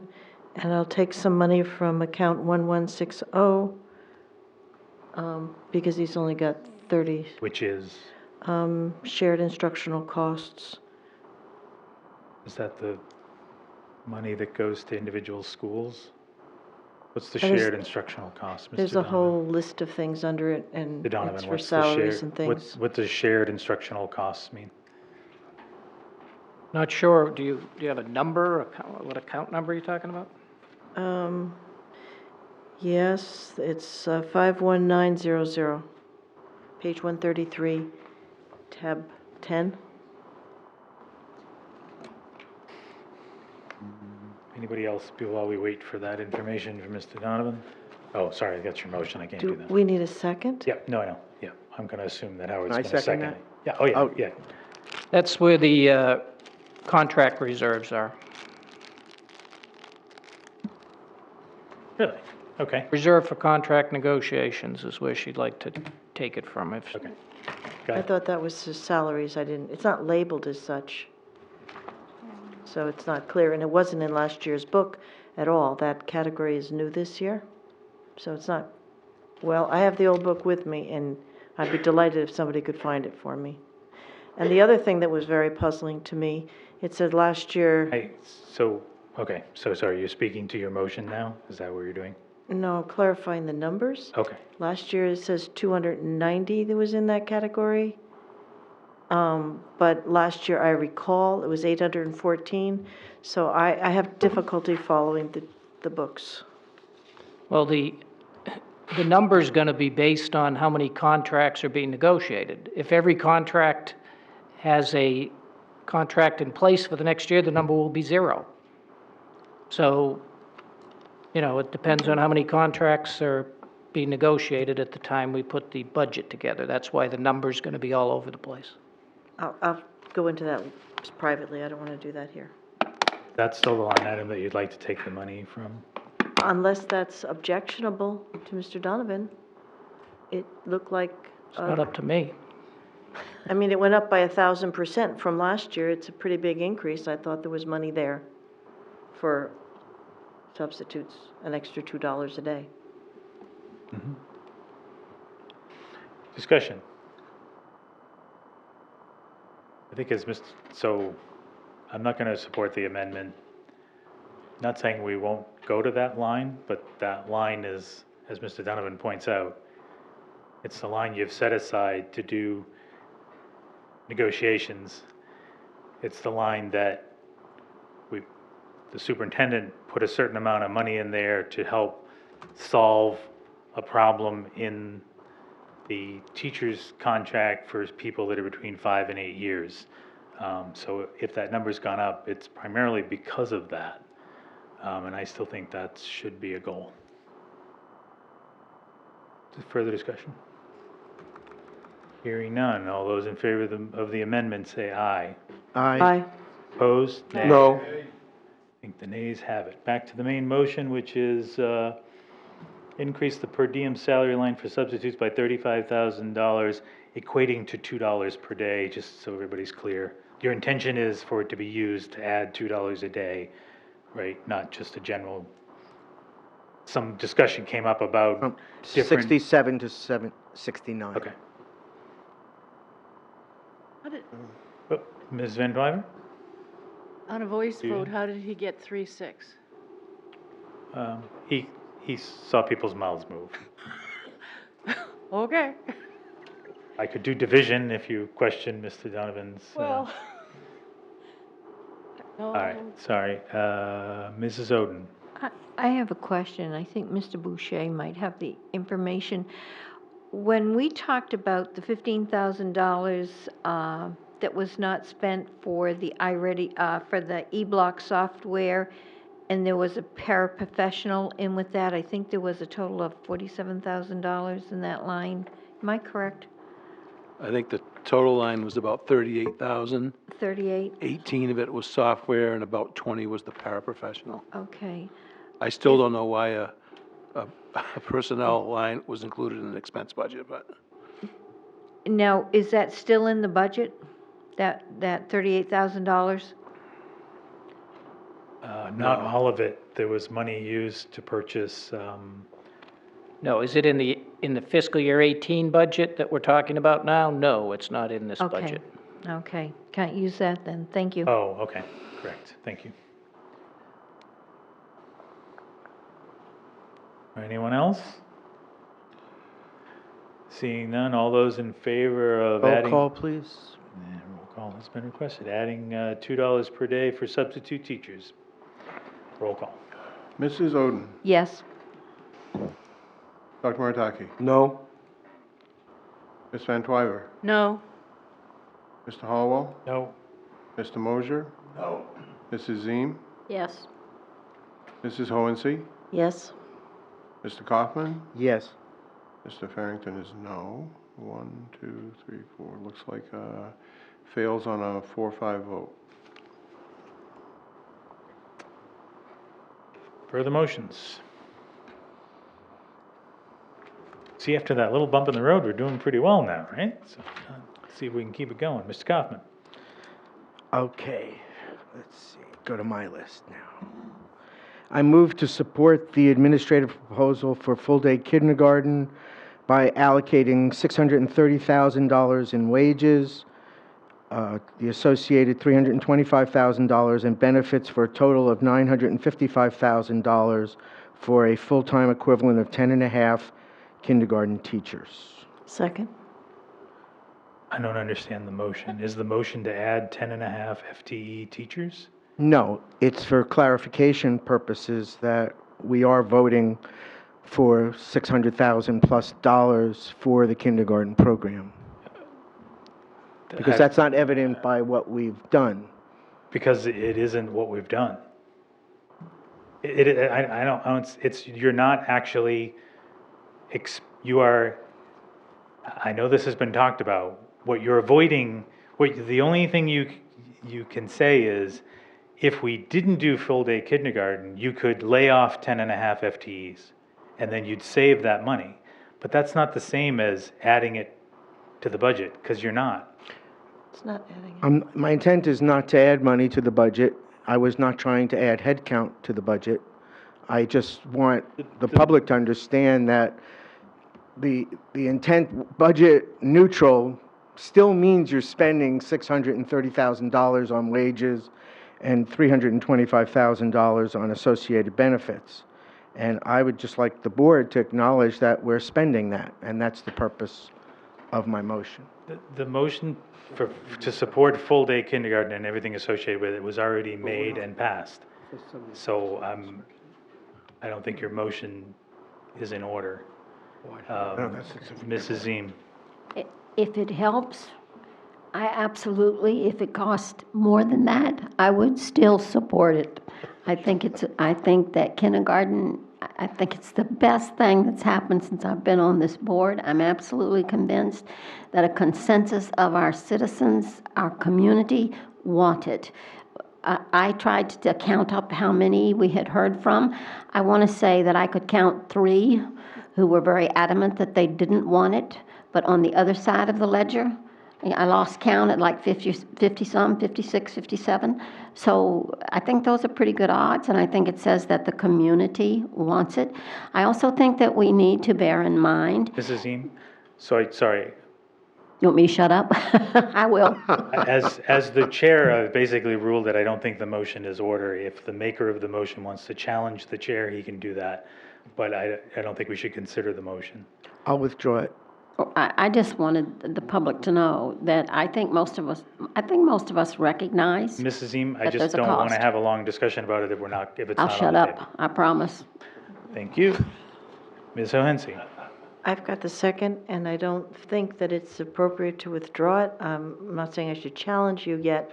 I'm saying for an explanation, you had a non-monetary vote of the board, which was the 6-2 in favor of kindergarten, to make it clear to the public that the board was supporting it. I think Mr. Kaufman's motion is in the same vein. It's saying that the board supports kindergarten at this cost, because sliding teachers would incur this cost. All he's doing is putting a dollar sign on the motion that you put forth in a budget meeting without any dollar signs. Budget meetings should have dollar signs, so he's clarifying it with an amount.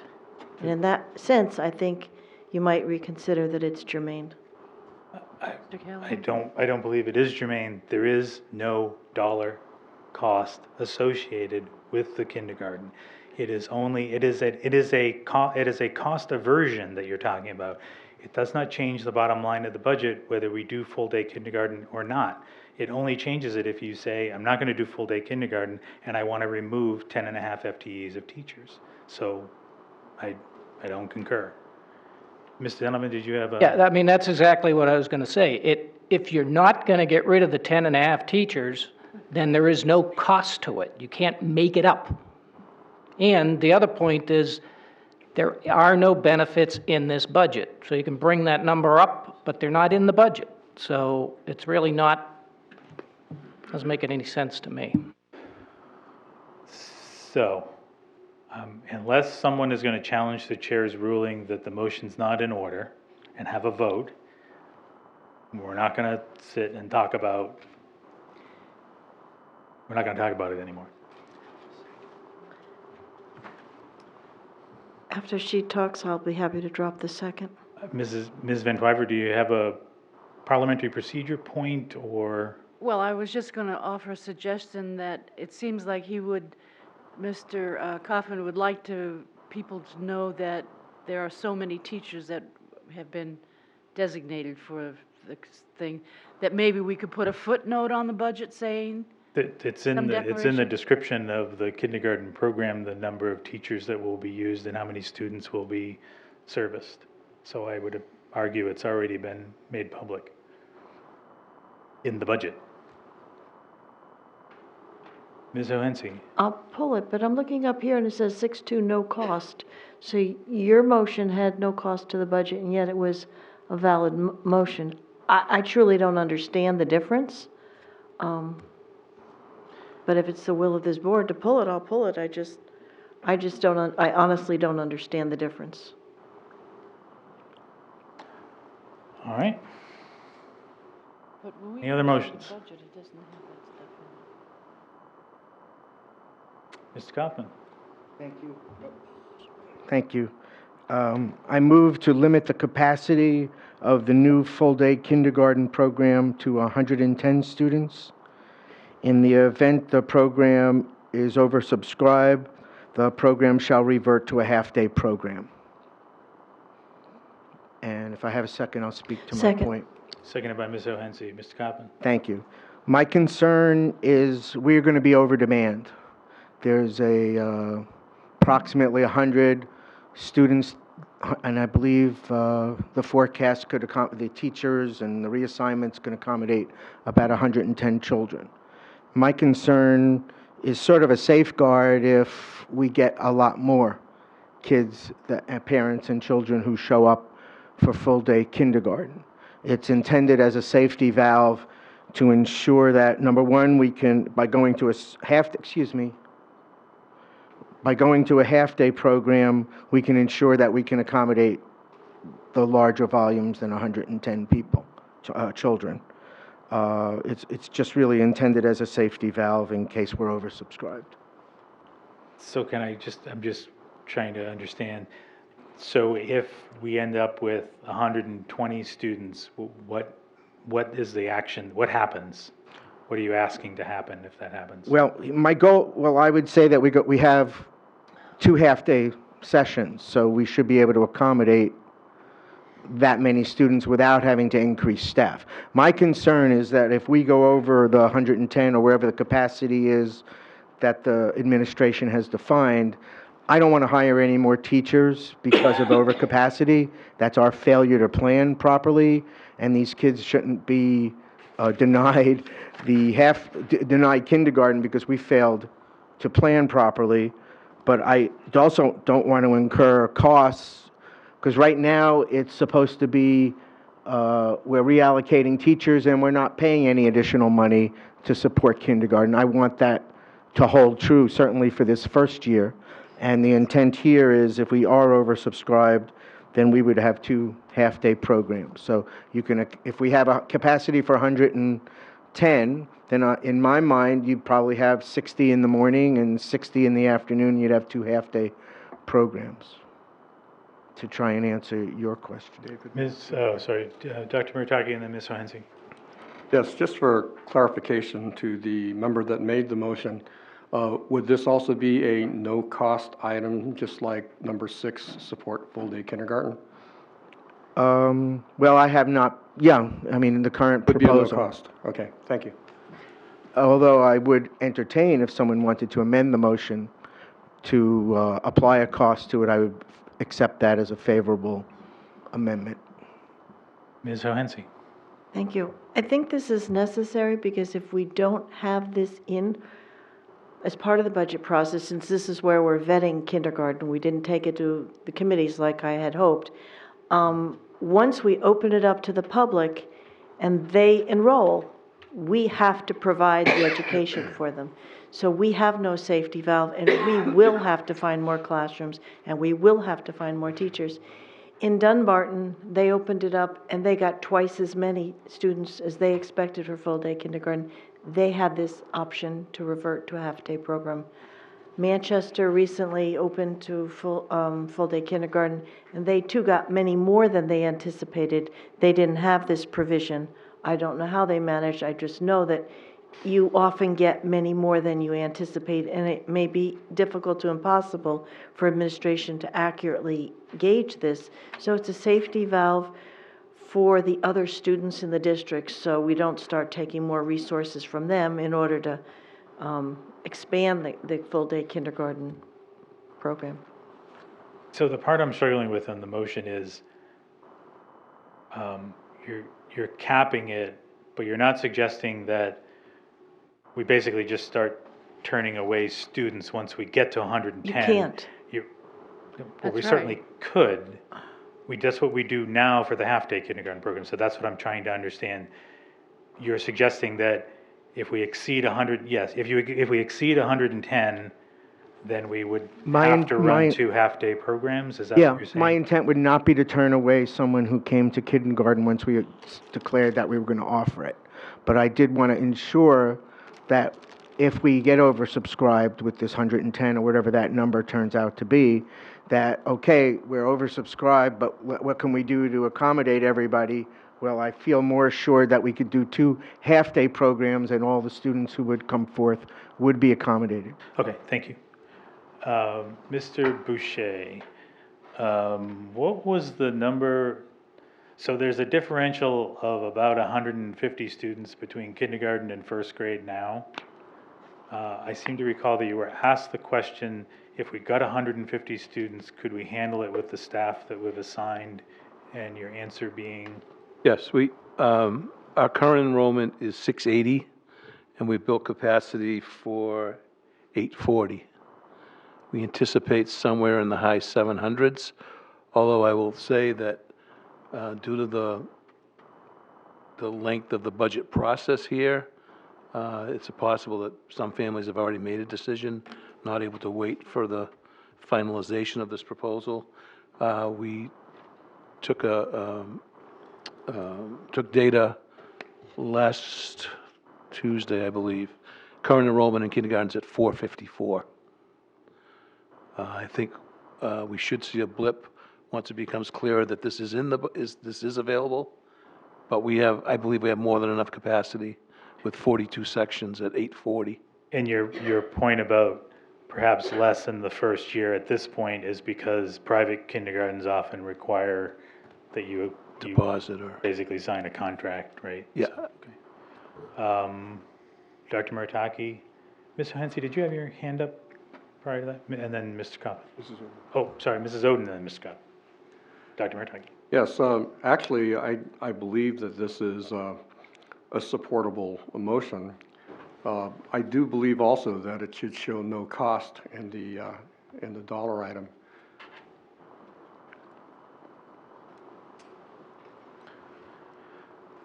If that requires an amendment, I will make one. I don't know that there's. This motion, limit capacity to 110 students. That doesn't make any sense. Well, It's not 110 more than we have today per school? What's it mean? So it means, correct me if I'm wrong, it means we've got 680, that if we were to get 790, and I think what's not captured on here is the second half of the motion, which is that is a triggering event. So if there's 111 students, you would now have to run half-day kindergarten programs through all those schools, I think is what you're saying. Yeah. Yes? Yeah, for the new programs. The existing programs would function as they are, not trying to step onto the Title I programs or anything like that. Mm-hmm. May I further comment? Well, with the information from Mr. Boucher, I'd be happy to use your forecasted number at 840. In other words, so if the total enrollment of kindergarten goes above 840, I want to give you the benefit of the doubt of what you say you can accommodate, whatever that number is. So if it's at a total of 840, that's when I would ask that this kick in. In other words, I want to ensure that everybody who shows up gets the service. But I'm concerned that if we reach our capacity, I want to ensure that we can accommodate them without cost, to Dr. Mortaki's point, but also I don't want to hire more staff to do it, at least not in the first year. We need to understand what we're getting into. I will.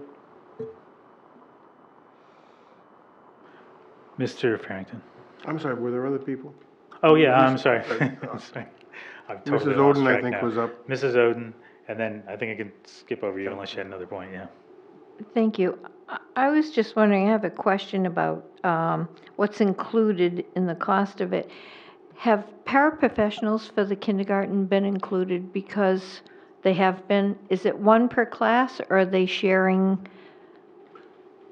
If I may, the paraprofessionals are typically shared among kindergarten teachers.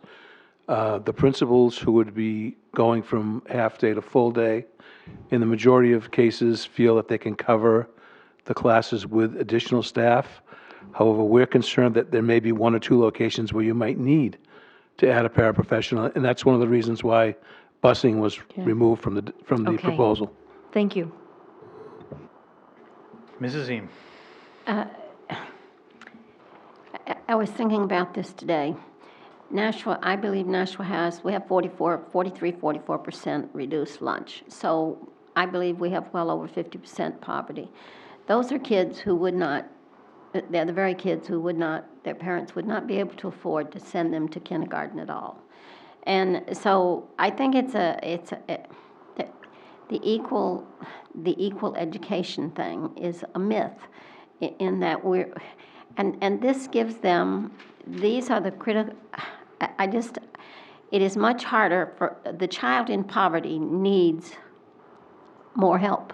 They are more needy in every sense of the word, mentally, physically, intellectually, across the board. They need more help. And so this would give them a helping hand at a tender age when they really need it.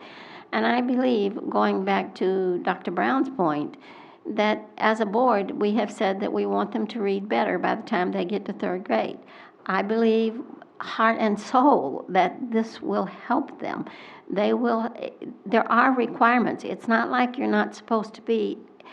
Kindergarten when you leave kindergarten, you're supposed to know certain things. They actually have a printed list of things that they're supposed to know.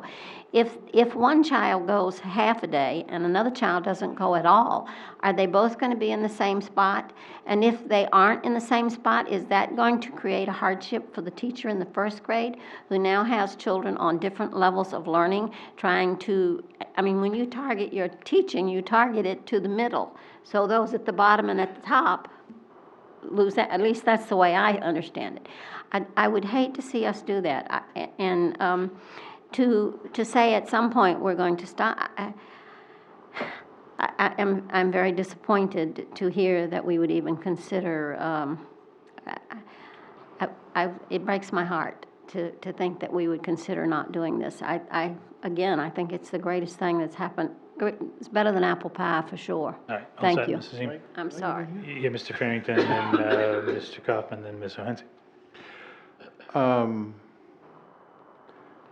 Well, I tend to agree with much of what Mrs. Ziem just said. I think that we need to understand that our free and reduced lunch population isn't limited to the 5 Title I schools. It exists in all of our schools.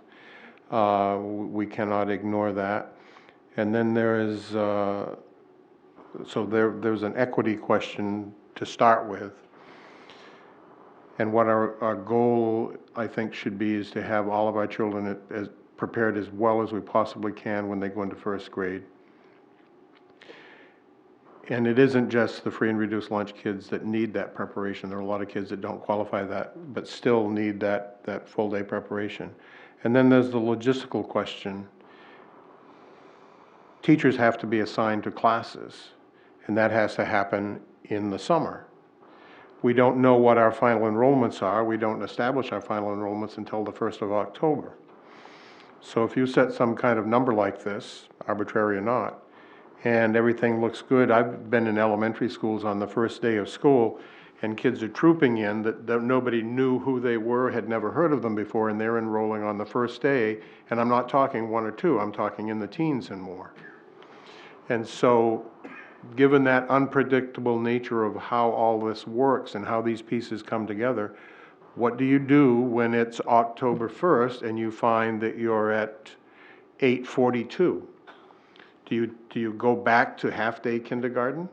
Do you take all of those teachers who've been moved to kindergarten and move them where? Where do you put them? They don't have classes, they don't have rooms, they don't have students assigned to them or anything else. I don't think that this is workable from a logistics standpoint, and I don't think it's fair to the students of Nashua and the other 7 schools who have a need, whether they're free and reduced lunch or not. And so there's no way I'm ever going to support something like this. Lost track of who I was going to next. Mr. Kaufman? Thank you. My proposal just ensures that everybody who shows up gets access. One of the comments that was made earlier, I think by you, Mr. Hollowell, was, oh, we could limit it. We can reach a certain capacity number and then stop accepting more students. My proposal is not intended to do that. My proposal is to accommodate when those dozen kids show up on first day that we didn't expect, that we have a backup plan, if you would, that says we can accommodate them. So my intent is not to deny access, rather to ensure access in the event, and I'm happy to accept the administration's number of 840 children. I'm very happy. I'll go with your analysis. I think it's a risky one, but I'm happy to go with it. I would just prefer that we have a little bit of insurance built into the system in case we do get a flood way above. Call the motion. You can't do it unless you have the floor. You all said, Mr. Cook, and I had Dr. Murataki before you. Dr. Murataki. Call the motion, I have to have the floor. I think you have to. Yes. Yeah, you have to. We haven't done that I in the was past. next. I'm sorry, Ms. Hansi. Thank you. I'd like to It was know, somebody else. I'm sorry. I forgot. I'd like to know She was Oh, here okay. first. how many classrooms we have available for kindergarten. Is it the 42, or are there additional ones to that? Is that our stopping point? What is our breaking point before we have to rent portables? Are you talking about classroom inventory? For kindergarten, you said we have enough for 42 sections. I Right. presume that means 42 teachers and classrooms. Right. So is that our hard breaking point for classrooms before we have to go to portables? Or No, we have an inventory. There was on that same presentation, there was a slide. There was an inventory beyond that of, it was 9 or 10 maybe. Okay. I just folded that back up again, but Okay. there's an inventory beyond what the capacity is that's needed. Okay, thank you. For all grades in total. Dr. Murataki. Oh, I see, thank you. I'm not finished, okay, if you sorry. wouldn't mind. To Mrs. Zeem's point, I understand how she wants this. This is very important. I just wanted to point out there are nonprofits. I believe the Adult Learning Center offers some free programs for babysitting or something for single moms and people getting on their feet. I don't know if it goes down to kindergarten or that level, but I know church schools do. And I know church schools sometimes have sliding scales. I'm not saying that we have to rely on them. I'm just saying that we are in a community, and there are some options for parents, and some parents can find friends and help out and share expenses. I just want to make sure that we protect the students that we have, and we don't find out that we have to hire 7 more teachers, and all of a sudden we have a budget problem, because there's this expectation that we can handle everybody that walks in the door, even at the last minute. I want to have a Murataki. backup plan. Are you all set? Yes, I'm all Dr. set, thank Murataki. you. Yes, thank you very much. I am going to support this motion because We have been told by the administration that this is in essence a no-cost program in which we are reallocating teachers and classrooms to support full-day kindergarten. So the other thing is that it is sufficiently important a program, I feel, that if we needed to go ahead and budget a buffer to take care of hiring additional teachers if needed in case of an overrun, as Mr. Kaufman and Ms. Hohensee are fearing, what would that number look like? Or are we so confident that we don't have to budget any additional funds in case there are more than 840 students that sign up? So that's basically. Is that a question point. to administration? It is. So. Anybody want to take that? I mean, can I just chime in on my argument, which is the chances you're going to have, you might have one or two more.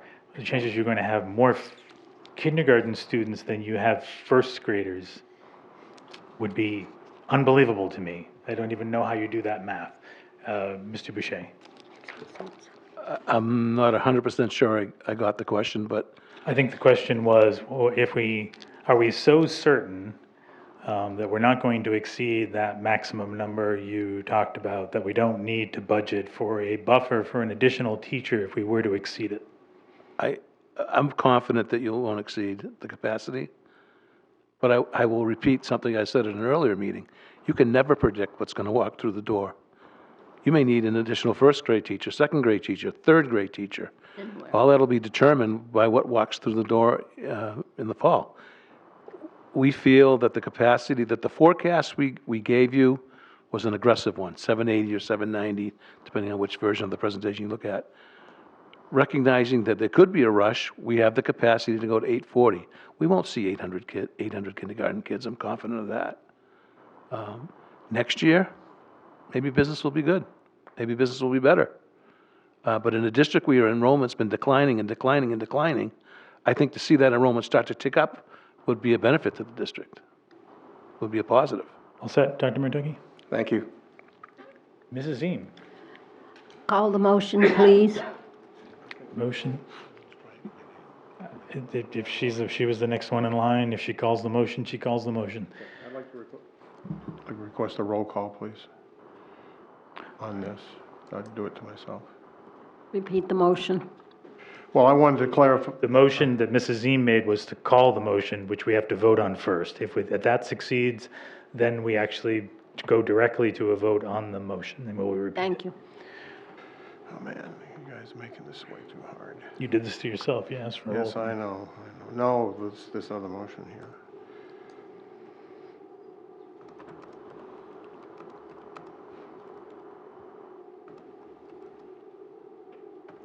And seconded by, move the motion? Move the question? I don't think you're required to No, give a second. second for Okay. calling the motion.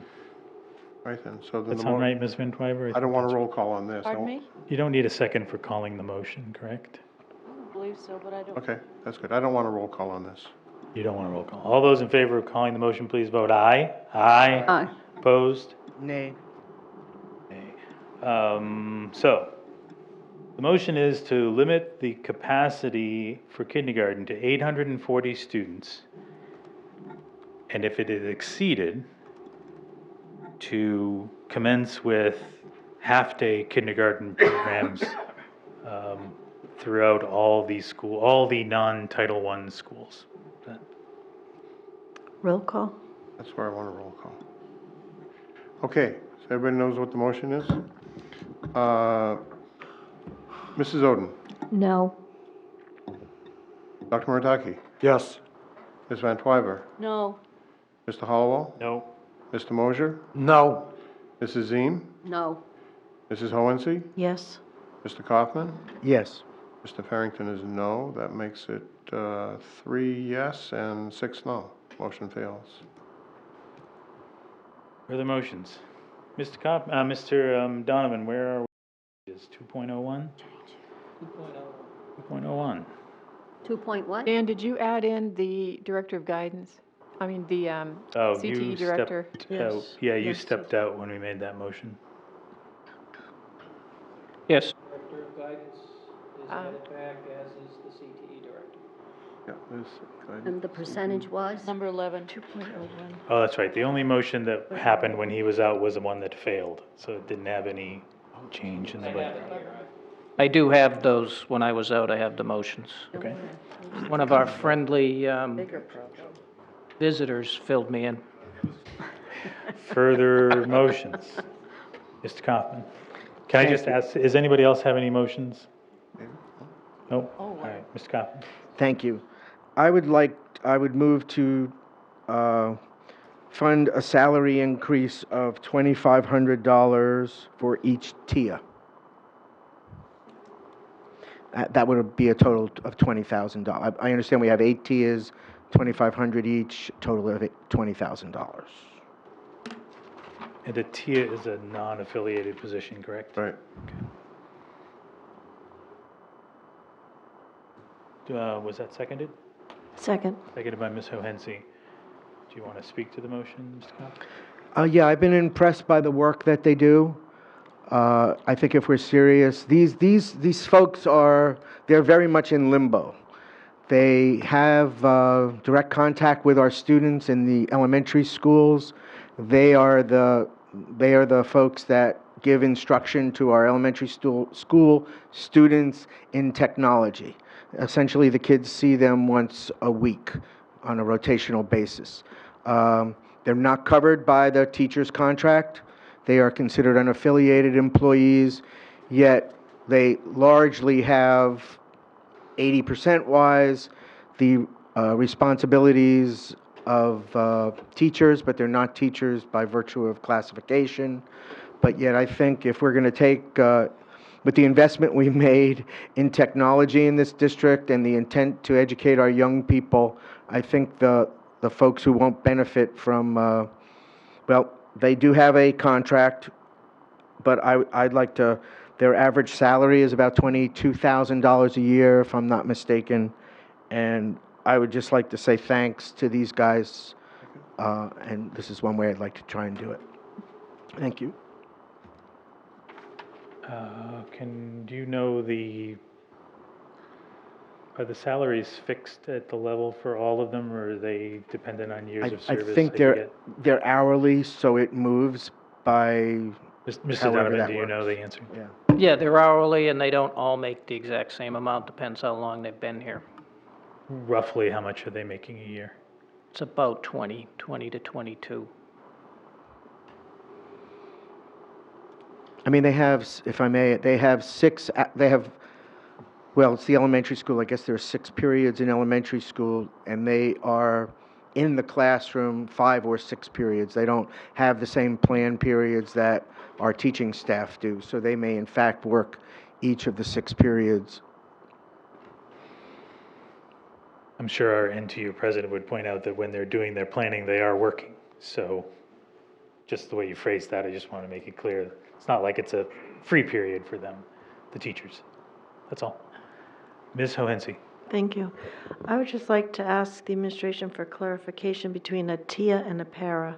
My understanding is the para gets a salary, and the TIAs are hourly, but the TIAs No, paras are are hourly. hourly too? Mhm. Okay. They have a union, though. Yes, they do.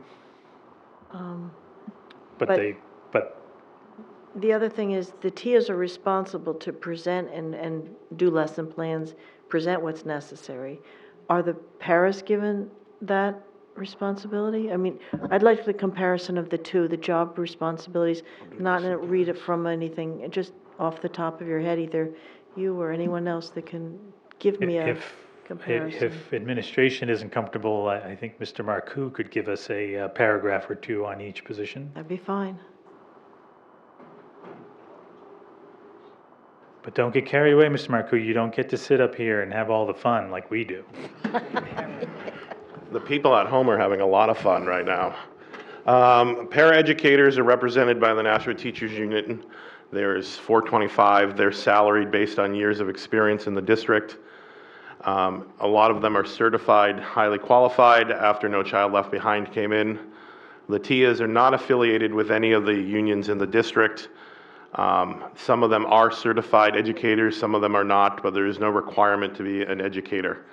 The TIA position came into place in 2008 when elementary classroom teachers' plan time increased from 200 minutes a week to 250 minutes a week. That position was established as the 5th Unified Arts position, but has historically, dating back to when I was a student, been either a para or the newer TIA position. At one point, we had no one running the computer labs in the elementary schools. Thank you. Very helpful.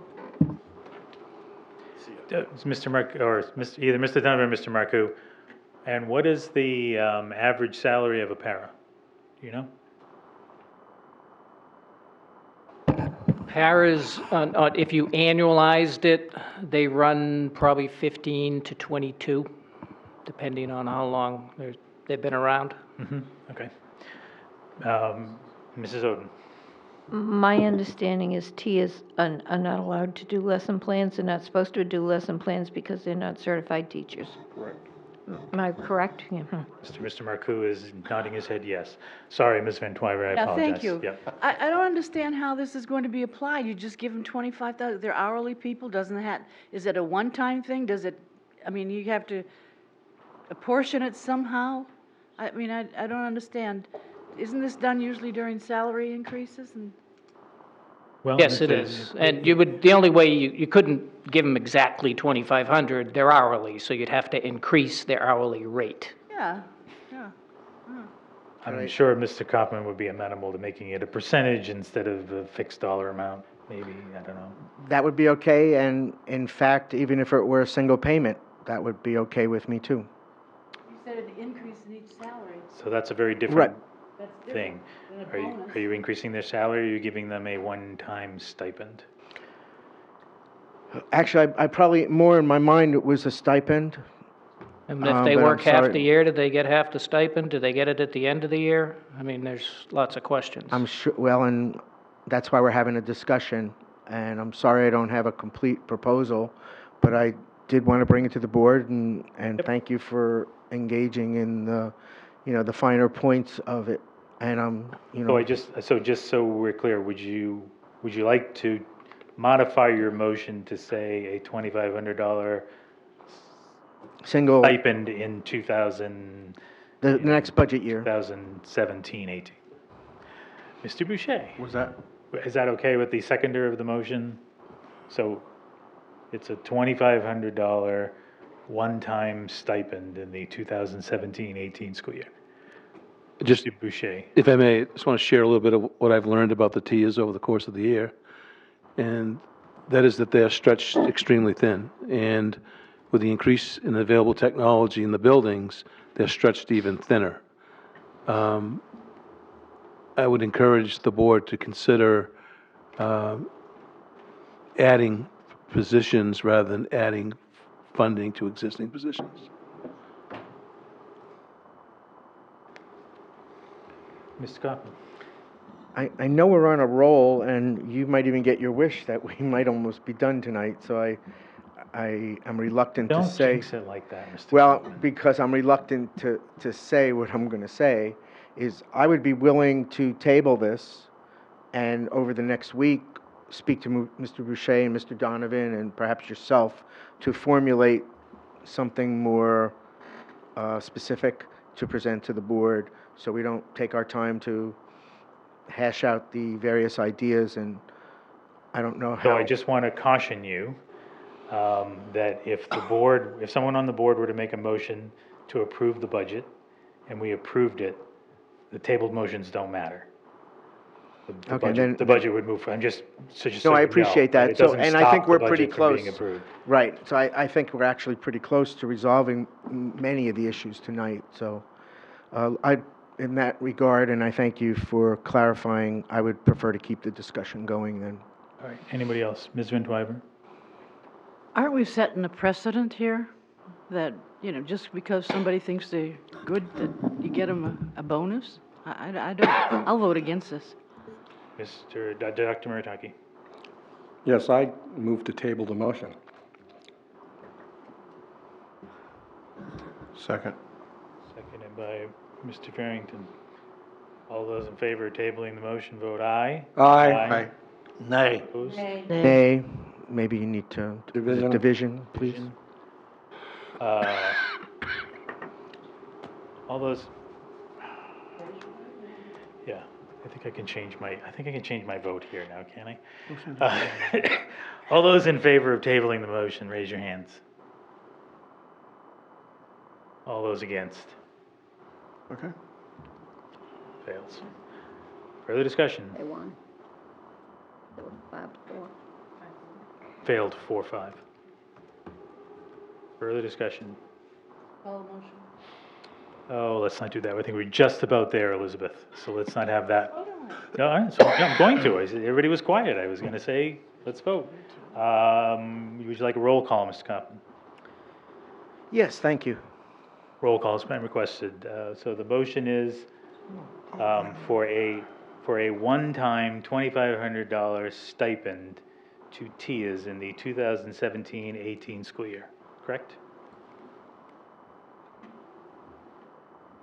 For a total of $20,000, right? Correct. Okay. Mrs. Oden? You clear on the motion? You want clarification? I'm sorry. Oh, I did, I just agree with Ms. Van Twyver. I'm sorry, I missed that. I'm going to abstain at this point. I'm sorry. Dr. Murataki? No. Ms. Van Twyver? No. Mr. Hollowell? No. Mr. Mosier? No. Mrs. Ziem? No. Mrs. Hohensee? Yes. Mr. Kaufman? Yes. Mr. Farrington is no. Mrs. Oden, would you like to take a position, or you want to stay where you are? Yes. Yes, you want to take a position, or yes, you are? Oh, no, yes, I'll support. Okay. Thank you. What was the final one? So I'm looking here, let me see. So we've got 3 yes, and the rest are no. So that must be 3 yes, 6 no. Mr. Coppin, Fail. you're headed out, so I assume you don't have any more motions Correct. on your list. All right, Mrs. Oden. Can I just clarify what concerns me? I do think they add great value, the TIAs, and I think we need to look at paying them something more, but I don't think this is the right place to do it, just Okay. to do that. All So right. let me explain why I was hesitant. Okay, all right. Further motions? Anybody have a big motion? I do. Ziem. I make a motion that we table the budget. That we take the budget off the table. Is that the right expression, Mr. Hollowell? Table. Put it on the table. Yeah. Table. Table. Table. I'll second that. Can I, Roll. No, you can't, because it's a non-debatable you don't motion. speak to that motion? Thank It's you. the bad thing about that motion. Everybody understand, that tabling the motion means we'd be done for the night. So if you're in favor of that, we'd be done. Right. Who was I'll the say no second? more. Ms. Hohensee. Roll call. Could we wait till Mr. Kaufman comes back in? We're It would okay be with Yeah, that? nice. give me a chance to get caught up here. Good. All right, it's a long day. I think we're done. Why do you want to table? Just so that if we can look it over again and make sure we didn't miss anything. But if you don't think, then we just go ahead and vote. Either way, I'm happy. 9 o'clock, how clear-headed are, it's 9 o'clock, how clear-headed are we? It's good to close. Yeah, well, they're saying that we really finished with it.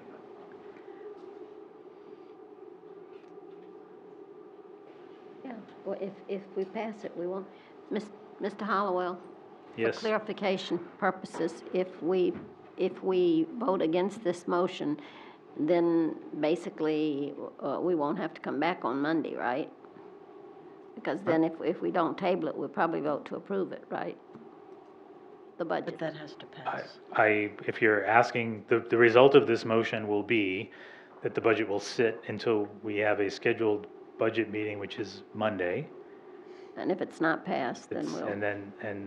Right, so if Thank you you. don't table it, we can continue discussion, and one of those possibilities is passing the budget on to the mayor's office, which they would like. Yes. Well, they may not like, but they would appreciate getting the number. As would I, since I have to get it all together to send it to them, so. Okay. We could all vote because Mr. Kaufman's next to last, and let him just be surprised that we're. Me to Oh, yes, withdraw my okay. motion?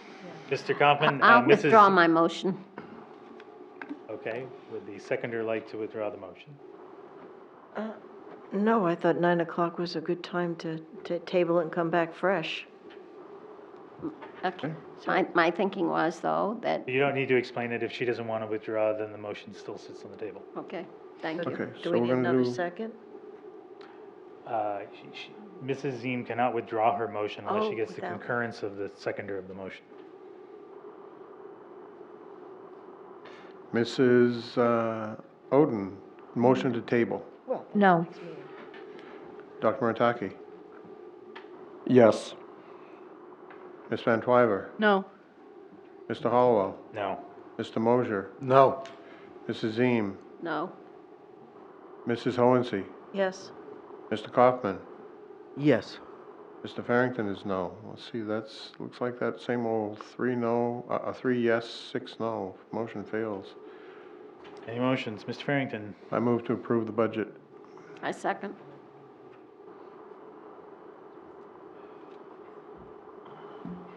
All right. Discussion. Mrs. Ziem? I appreciate Mr. Donovan is saying he needs a little uptime, and there don't appear to be any more motions, so I see no reason for the delay. And I would like to give him the courtesy of enough time to get it together without feeling that he's choking to death. Thank you. Ms. Hohensee? I'm going to vote against it. I think that there's a little more that we can do, and I'm not ready to send it over to the mayor just yet. And I was hoping that we would table it for the night because we've been at this for 2.5 hours, and it gets tiring. Anyone else?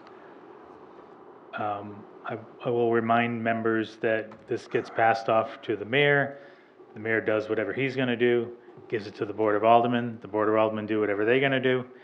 And then the budget comes back to us, and we will have another budget meeting to make sure that we're in concurrence with whatever we've just said. And so there actually is another bite at the apple here once it comes back. Mr. Excuse me, Cobb? who's the second on? Mrs. Ziem, did you second the Yes. motion? For To approve the budget? Yes, I Okay, did. thank you. Mr. Coppin? Thank you. I like the idea of waiting one more, essentially what is a day, till Monday.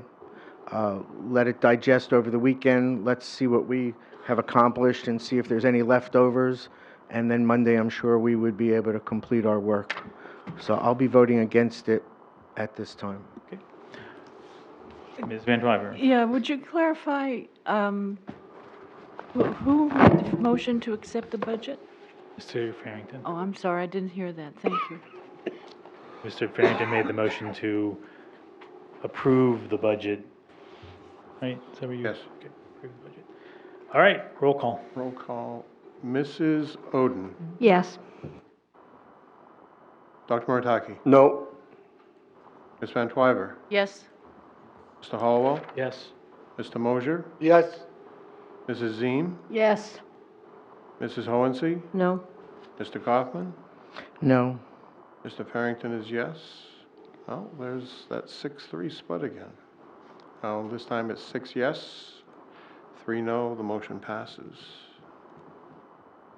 Point of order, don't we need a regular meeting now to accept it as a whole? Isn't that what we did last year? I don't think we thought scheduled a regular We meeting, didn't though, schedule one.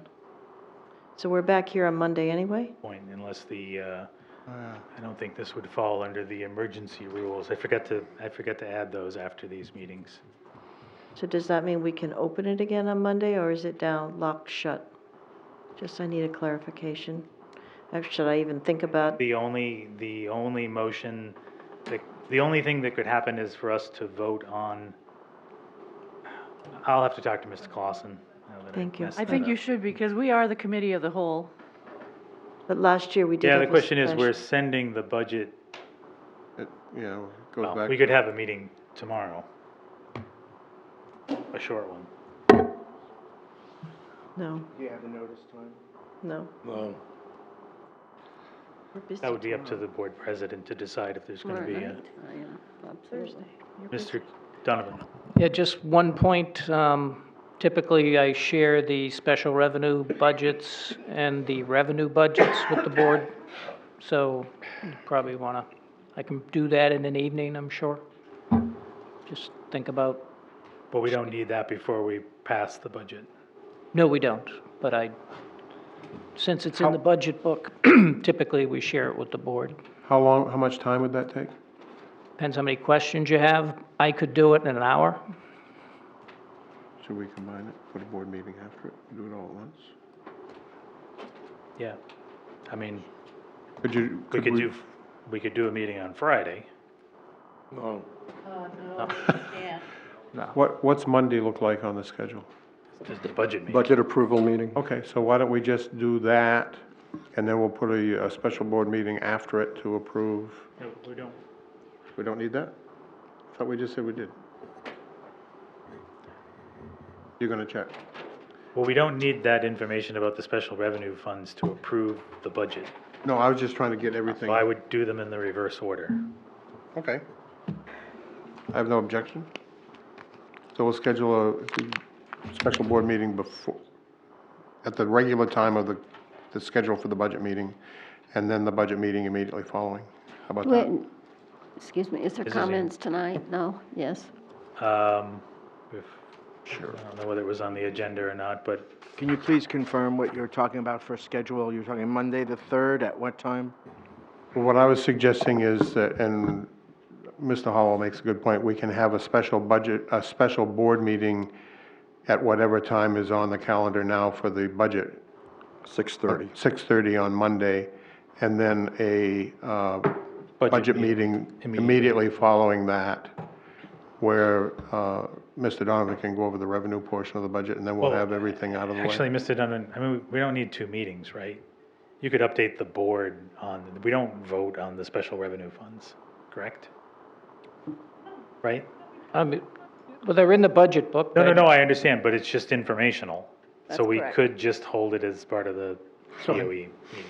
Whatever you guys want to do. Hold it 2 weeks from tonight. How about a year? You could? All right. What's the pleasure of the board? Have a motion? Did you want to do? Oh, you sorry, better- sorry. Do you have any public comment?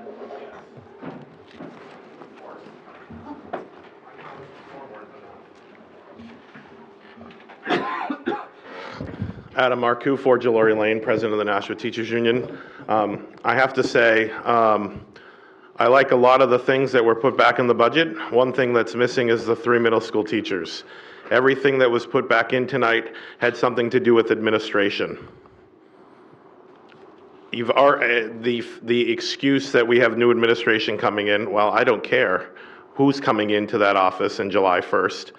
We still have students at middle school that need to be educated, and all of that money tonight is for administration. Now, you could argue the point with me that they impact students. They're not, the people that you put back in there are not in front of those kids every day teaching them at the middle school level. Mr. Hoffman, my colleague from the union and from the middle school, made an excellent point about the teaming, and the point that it just goes away. Where's the foresight and forethought and strategic planning and understanding of what goes on in the schools when these decisions are made? We just throw up things tonight and see what sticks. The outrage from the middle school teachers, there was a few that said, well, I'm getting dressed and I'm coming down. Well, they didn't come because I talked them off a ledge. It's probably good that they didn't come for your own benefit. And then the outrage on the whole kindergarten thing was they didn't get their way 2 weeks ago, they didn't get their way the other night, so now we're going to try again. This is the message I'm getting from the membership in the community out here, that you don't get your way, you try until you destroy whatever's happening. I don't know what else to say. I've had my say several times. I'm beyond, the disgusted, disappointed. I'm just annoyed now that we sit here and it's like middle school lunchroom over what we're gonna do with the $106 million budget for the 11,000 students we have. When is the focus gonna be back on them and not about all of you? Thank you. Anyone else? Seeing none, do I have a motion? Motion to adjourn. Opportunity to public comment tonight? I think Ms. Excuse Dean me? asked. Excuse me? Oh, I was specifically asking about the public, not us. Oh. Sorry. Okay. Yeah, Wait, there's before general, adjournment, can we confirm if there's a meeting on Monday or not? there is a meeting on Monday. It'll At be at 6:30? 6:30. Where? It'll, here, Yeah, we'll do Okay. it here. here. Thank you. And it'll get changed to a BOE, a regular BOE meeting. Regular special. A special regular. Oh, special BOE. Have a motion. Motion to adjourn? Oh, Adjourned, seconded by Ms. Van Twyver. All those in favor say aye. Aye. Aye. Opposed? Motion passes. We're adjourned at 9:07. Ms. O'Hensy.